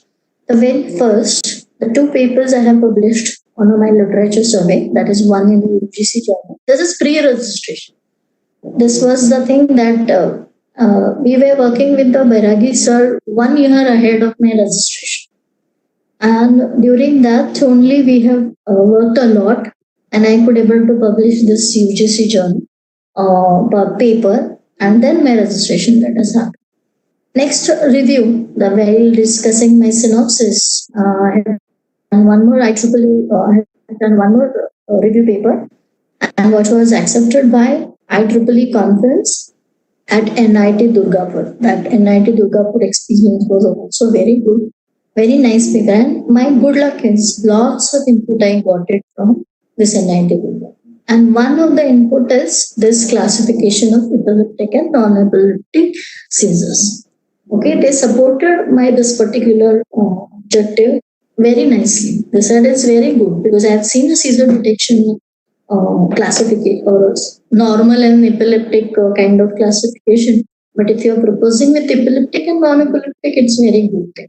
So that is what I have discussed in this particular video. Some of the results in that review papers also I have published some of the results of my work. These are like how EEG signals behaves in a normal state and seizure states. So if you could see the uppermost, you could see that the amplitude of this is very less in case of normal EEG signals. Whereas if you go for the seizure signals, the 1000 microvolts is the average amplitude that you will find out in the seizure signals. So these results that I have published in the literature survey, these are the features that initially I have only extracted with the time domain features. So in that papers, I have only published with the time domain features. Later on, I have worked on to some other features time. Otherwise, till that point, I was only working with the time domain features. Next is about these are some. That is about, this is your, normally we have a spectrum, amplitude spectrum, that what sort of frequency impact we have. This is your PSG. Likewise. So in my literature review papers also, some of the initial feature extracted results were added, and it was well appreciated in the conference. Next thing that we were having one Scopus conference, and where I have published with the paper with the artifact removal using independent component analysis. That is about ICA using EEG lab tools.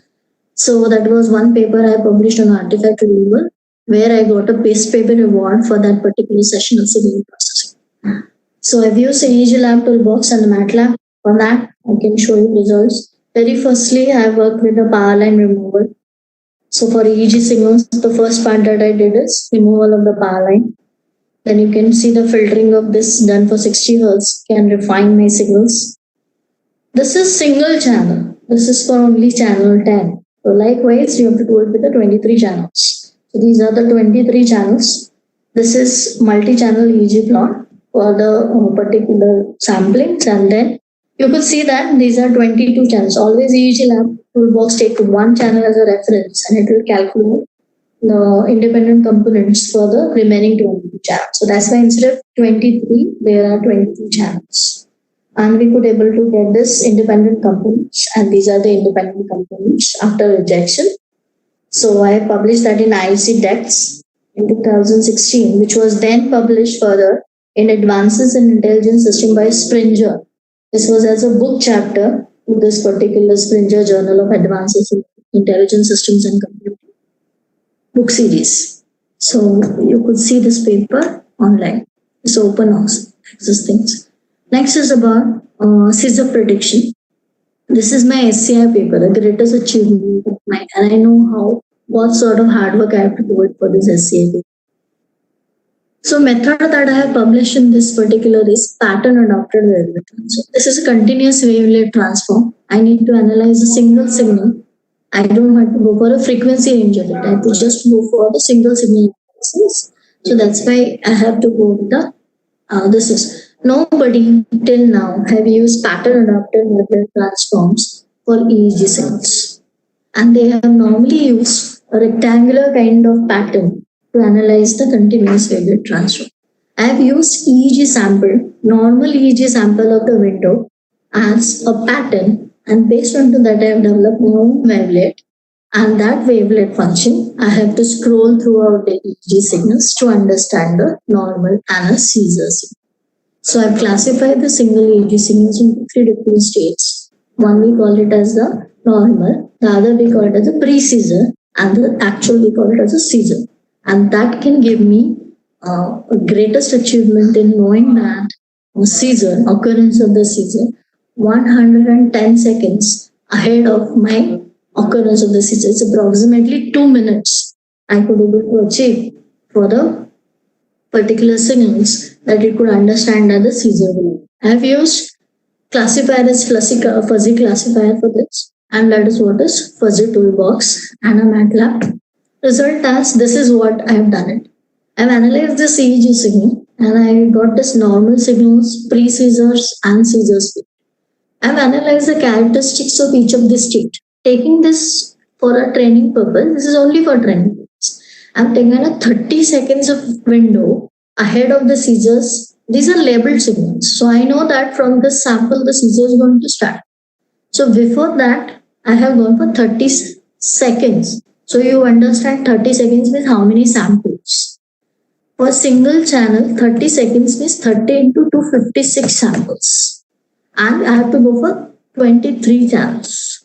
So this diagram is only showing it for the single channel. I have to go for the window of 30 seconds with the 256 samples for 23 channels. So that way, that pre-seizure states are analyzed, normal states are analyzed, and seizure states are analyzed. And based on to that, I could get these features. So you could see that for normal, pre-seizure, and seizure, what sort of features that I could able to get it.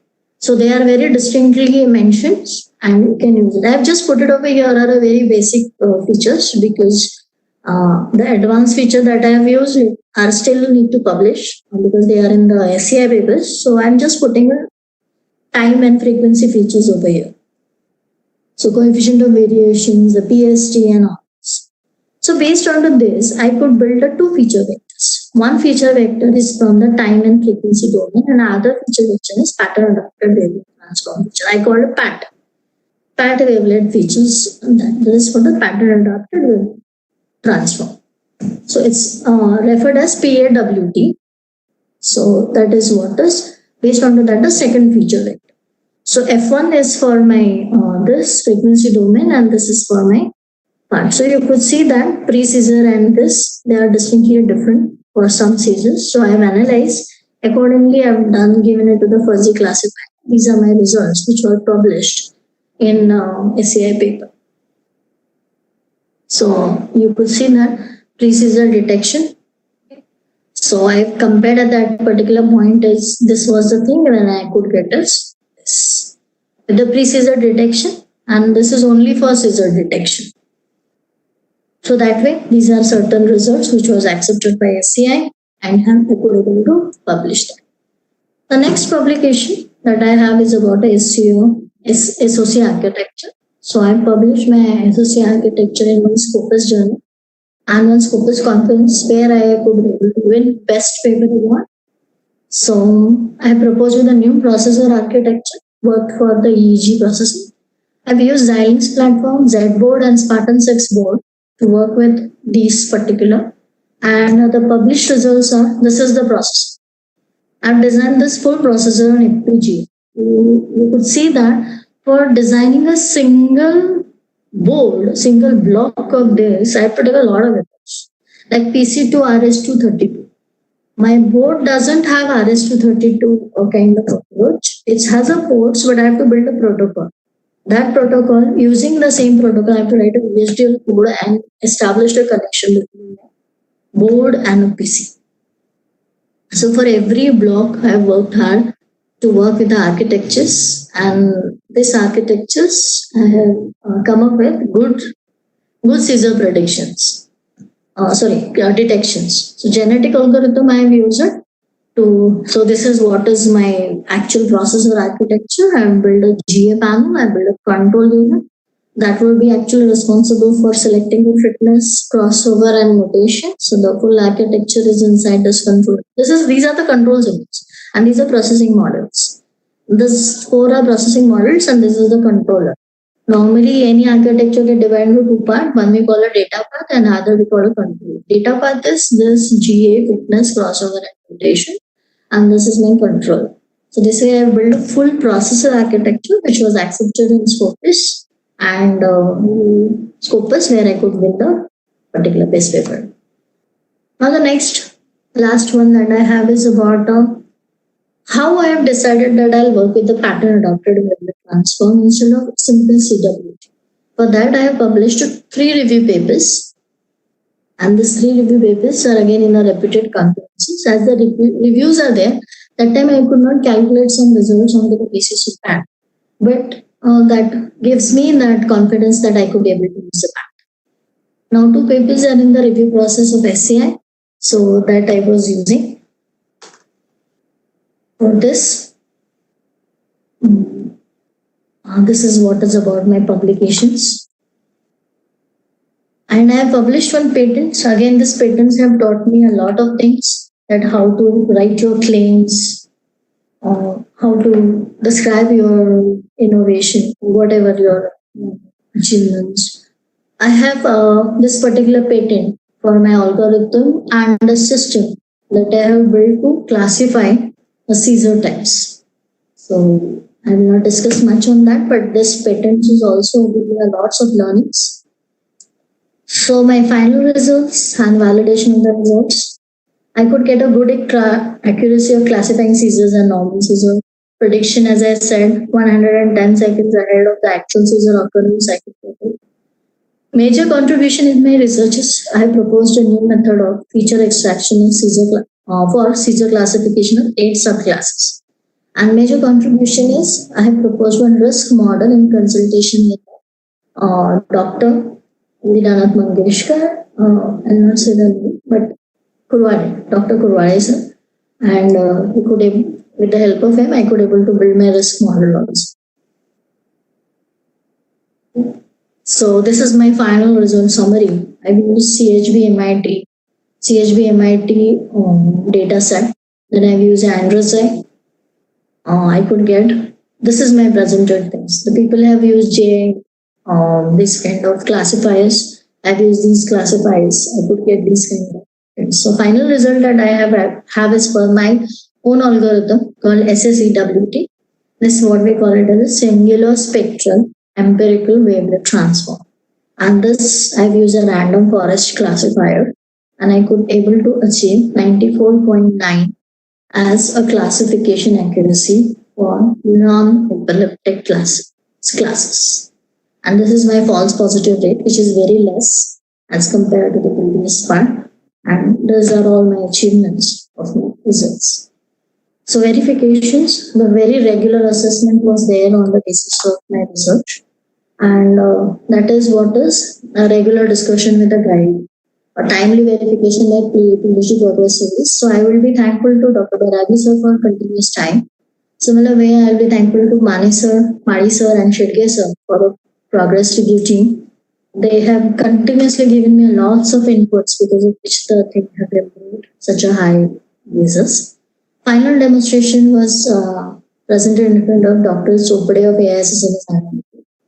Tavildar sir, they have given me again lots of inputs which can improve my result at the final submission. Then clinical verification, as I've already mentioned, Dr. Pandey, Dr. Kulkarni and Dr. Pillai along with Dr. Pujari, all they have given me a certification that the research is rightly or currently good. Okay. Then research proposals. I have, during my journey, I have filled a research proposals, various DST, TER, AUSAR, AICT, RPS, BCUD, IIT. This was again a great experience to write a research proposal. But somehow, as epilepsy is very, what I can say, very highly done research, lots of people are working on epilepsy. I could not might be specified how different I am. So that is what. But the benefit of that is I could able to get a good communication and discussion forum of American Epilepsy, as well as International League of Epilepsy, that is ILE. This all I am having a good communication with these two agencies. They have read through my things and continuously I am involved in the various activities of them. So this was about research proposal. The last part of my journey is about a thesis. So thesis is what you did in the last 4 or 5 years. That need to be mentioned and clearly, very clearly, so that the people will be convinced that you are research. So thesis writing is an important part of it. I've used various tools and strategies for that. For good thesis, you should find sufficient time to represent your research. It's not that in a hurry you're going to write this thing like the paper that you have. No, you have to take a lot of time to write your thesis. It takes 1 year to, not 1 year, but 8 months to complete my thesis. And even though lots of publications I have, it is again creating a self-plagiarism problem. So I have to rewrite each of the part again. So that way, the particular thing is done. Then decide appropriate contents. Stress on your work and contribution more instead of introduction and literature. So research described should be reproducible. So you should have reproducible things, but not your methodology will be mentioned as they can, as it is copied, but you should give a proper guideline that they could start working in line with your thesis. So mentor contribute a lot in this particular writing your thesis. So thankful to sir that he have contributed a lot. We 15 days daily from 9 to 6 we used to read chapter by chapter contents, and that way we could able to complete our thesis. So important contents that normally you should have is about index, chapter summary, result, conclusion, and future scope. You should have this in your thesis. For my content, introduction, literature survey, 3 dedicated chapter actual research works, and directly result discussion, conclusion, and validation proofs. This was my thesis contents. Tools that I've used for thesis writings are LaTeX. The way that Musharraf sirs have explained about the text works. The similar, there is one more simple editor that you will find on LaTeX called TextMaker. Try to search on this. This is again very simple kind of editor that you have for LaTeX. So you can work on this TextMaker. Grammarly is one tool that is available. I have purchased license copy of Grammarly to check my thesis. It's a very good tool to check for your grammar, to check for your sentence formations. If you are writing a literature survey, what should be the tense of your writing? You are explaining your task, your research work, what should be the part? So that sort of things is all mentioned in Grammarly. It always gives you suggestion. This can be a better option of writing. It also has a plagiarism. When you write something, Grammarly has a facility to check a plagiarism. I don't know how many people are known, but Grammarly can check a plagiarism at the while writing phase itself, so that it will be easy for you to go for various kind of what you can say. You can take care of the plagiarism of your time. Next is about English proofing. So I've done my English proofing of my thesis manually. In this, Bairagi sir have contributed much than my friends Anjali Gupti. They have contributed in such a fashion that I could able to do my thesis. Then plagiarism software. So Turnitin and Urko. These are the two software. As I said, Grammarly. Grammarly by default. When I was writing my chapter itself, I used to check the plagiarism in Grammarly. And then the final reports that I generated is with the Turnitin and Urko. So this was the tools that I used for writing my thesis. I received a very good remarks from state level, national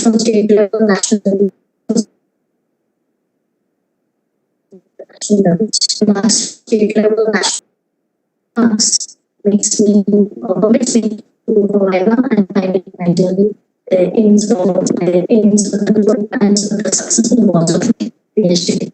So I would like to conclude on my PhD journey. Give me lots of confidence to continue the research. I'm currently working with the depression analysis and autism spectral disorder, that is ASD. I'm having already 2 papers in a pipeline for depression as well as ASD. Then it taught me a lots of patience, improve my research aptitude and attitude.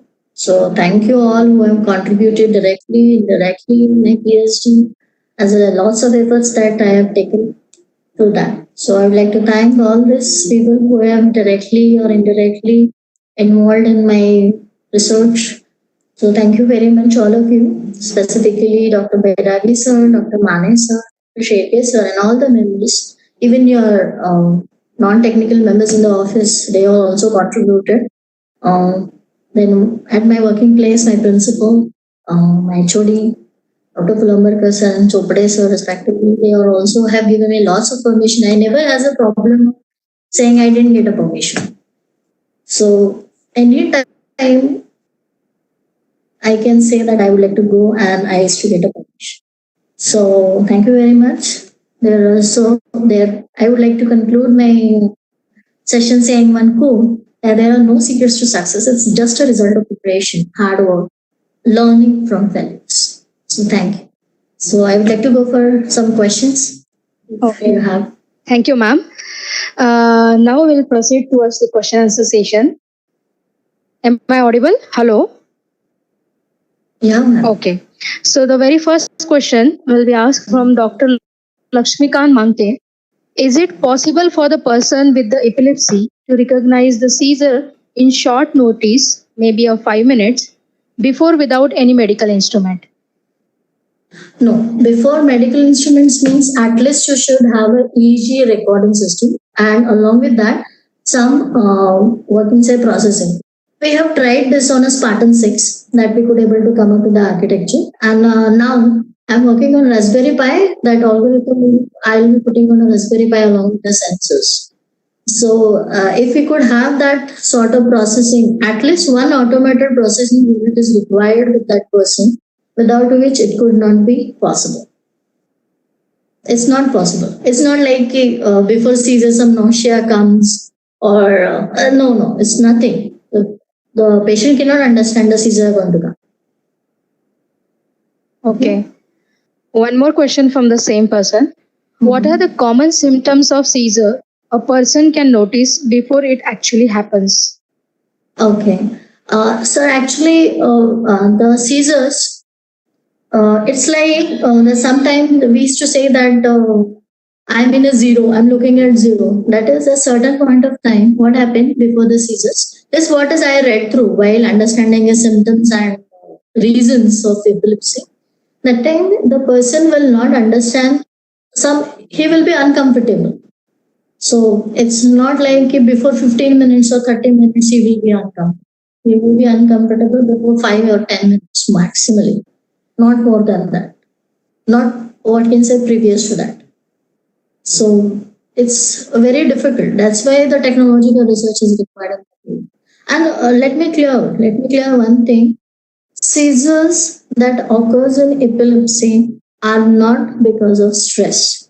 So you might be thinking of in rural area or in urban area. Urban area, the seizures will be high, and in rural area the seizures will be less because stress is more in urban area. No, the particular seizures that are occurred, that is not because of good good eating habits.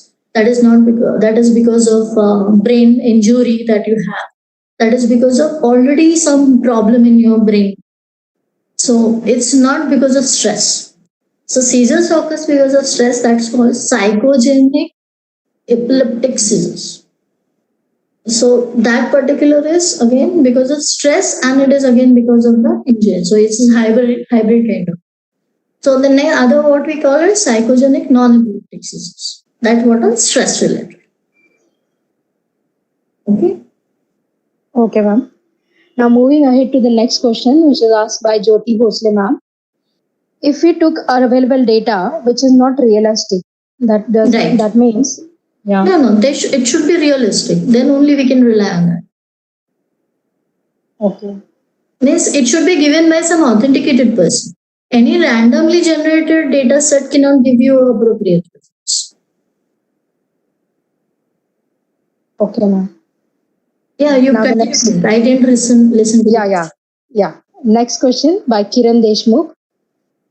What type of wearable devices is to be used while driving to get early warning of seizure detection?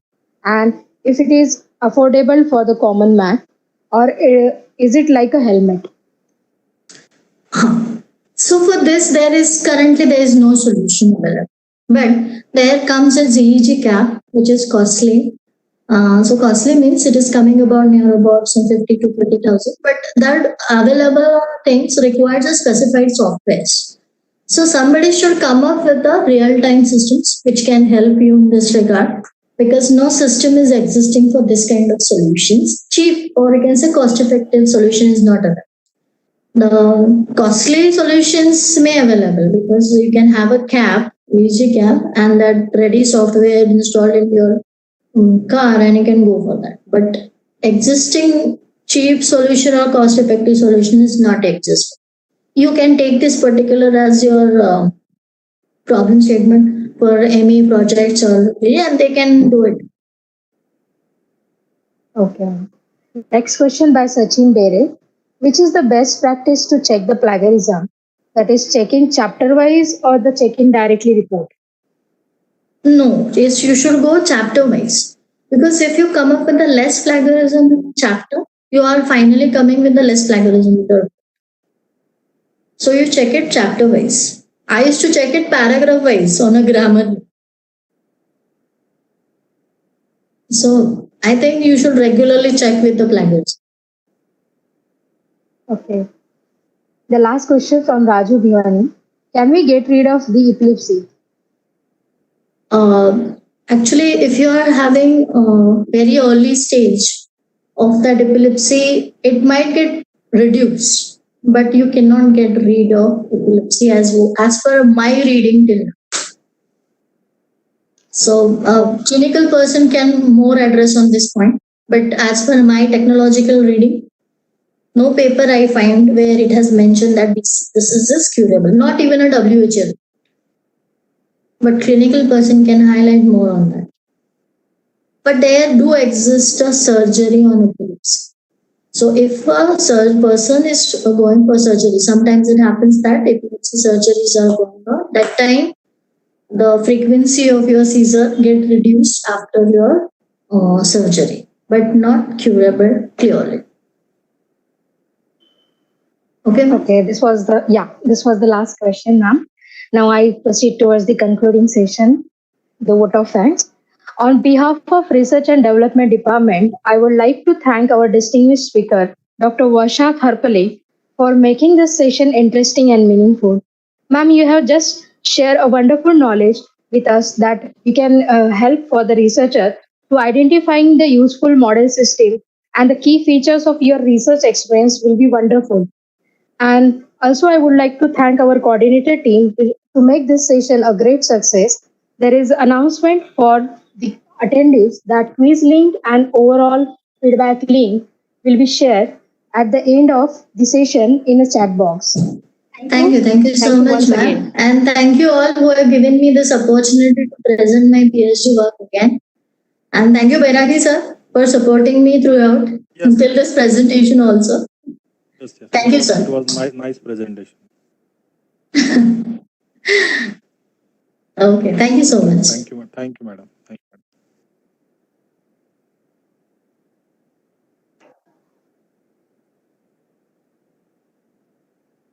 Thank you all who have given me such a nice remarks in a chart. Yes, definitely.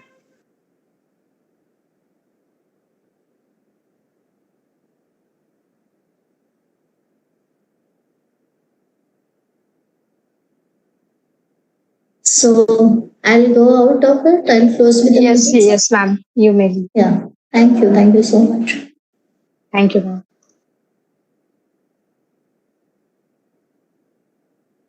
Just for a couple of minutes, we'll be having a Hello. Hello. Yes, sir. Bairagi sir, yes, sir. participants are requested to attend the quiz and feedback link because we have to close the session early. Yes. That is a request.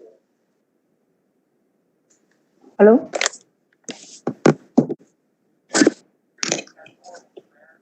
Hello. Hello. हा sir share केलंय all attendees आणि पार्टिसिपंट्सला quiz link overall feedback आणि attendance. Okay, ma'am. Yes, okay ma'am. Sir. Okay shall I leave sir? Yes, ma'am. Okay thank you sir. Hello. There is an announcement to the participants. Hello. Yes sir, you're audible. Hello. For this session, as usual, we are having the feedback of this session. Okay, you have to submit attendance for this session as well as the feedback for this session. Then after, we will be having a feedback of entire FDP, that is called as overall feedback of the FDP. And as a routine process, at the end of the day, we are conducting the quiz. So immediately after this session, immediately after 5 minutes, we'll be putting a quiz link, and that will be the end of our FDP, 7 days, 1 week FDP. Feedback link of Google Form was shared in the chat box of WebEx at the end of every session. So that was the process we have followed. Quiz link was shared at the end of third session every day. It was consisting of 10 MCQs. Every day we have shared quiz link. Today it will be the 7th quiz link. Attendance we have monitored session wise. Okay. And you will be eligible, participants will be eligible to get the participation e-certificate only if they are having 75% of the overall attendance and they have submitted the feedback along with the 50% aggregate marks in all the assessment. So that is the aggregate mark we are counting. It will take time. Okay, from our end it will be taking a time, and e-certificate we will try to make available to the participant on their registered email ID around 24th of June. This was already stated in the email, acceptance email that we have sent to all the participants. Please do not call us for the certificates. We are trying to process everything. We have to look for the attendance. We have to look for the marks. We have to collect them. Okay. And certificates will be made available only on 24th of June. Okay. Right now we are sending the final quiz of the last day and overall feedback of the FDP. Thank you. So if you are having any suggestions regarding the FDP, you can put it on that feedback form. Okay, which session you like based on sessions might be. Thank you for attending this FDP. Thank you. Vak sir, do you want to tell something? No, sir. No, sir. Excuse me, sir. Participants are also asking about, do you have any Telegram or WhatsApp group for the No, updates? we don't have any Telegram or WhatsApp group. Participants are suggested to copy down this link because session will be ended after 10 minutes and this WebEx event will be ended after 10 minutes. Okay. So you copy down this link. Okay. The link will be activated for 1 more hour. No issue. Right, sir? Vak, sir? Yes, sir. Yes, sir. Sure. I think quiz link will be activated up to 3:30, right? Yes, sir. Okay. We So already give the 2 hours. Today also give the 2 hours. yes, we'll keep the quiz link activated up to 3:30. We will keep feedback of the overall FDP activated up to 4 p.m. today. No issue. So participant, they can have their own lunch right now, and afterwards they can submit this quiz and overall feedback. But attendance of this session, you have to submit it now only. Okay, attendance and the session feedback of this session, you have to submit right now only. Remaining 2 links you can copy down and they will be activated up to 4 p.m. No issue. After 4 p.m. it will be closed. Thank you.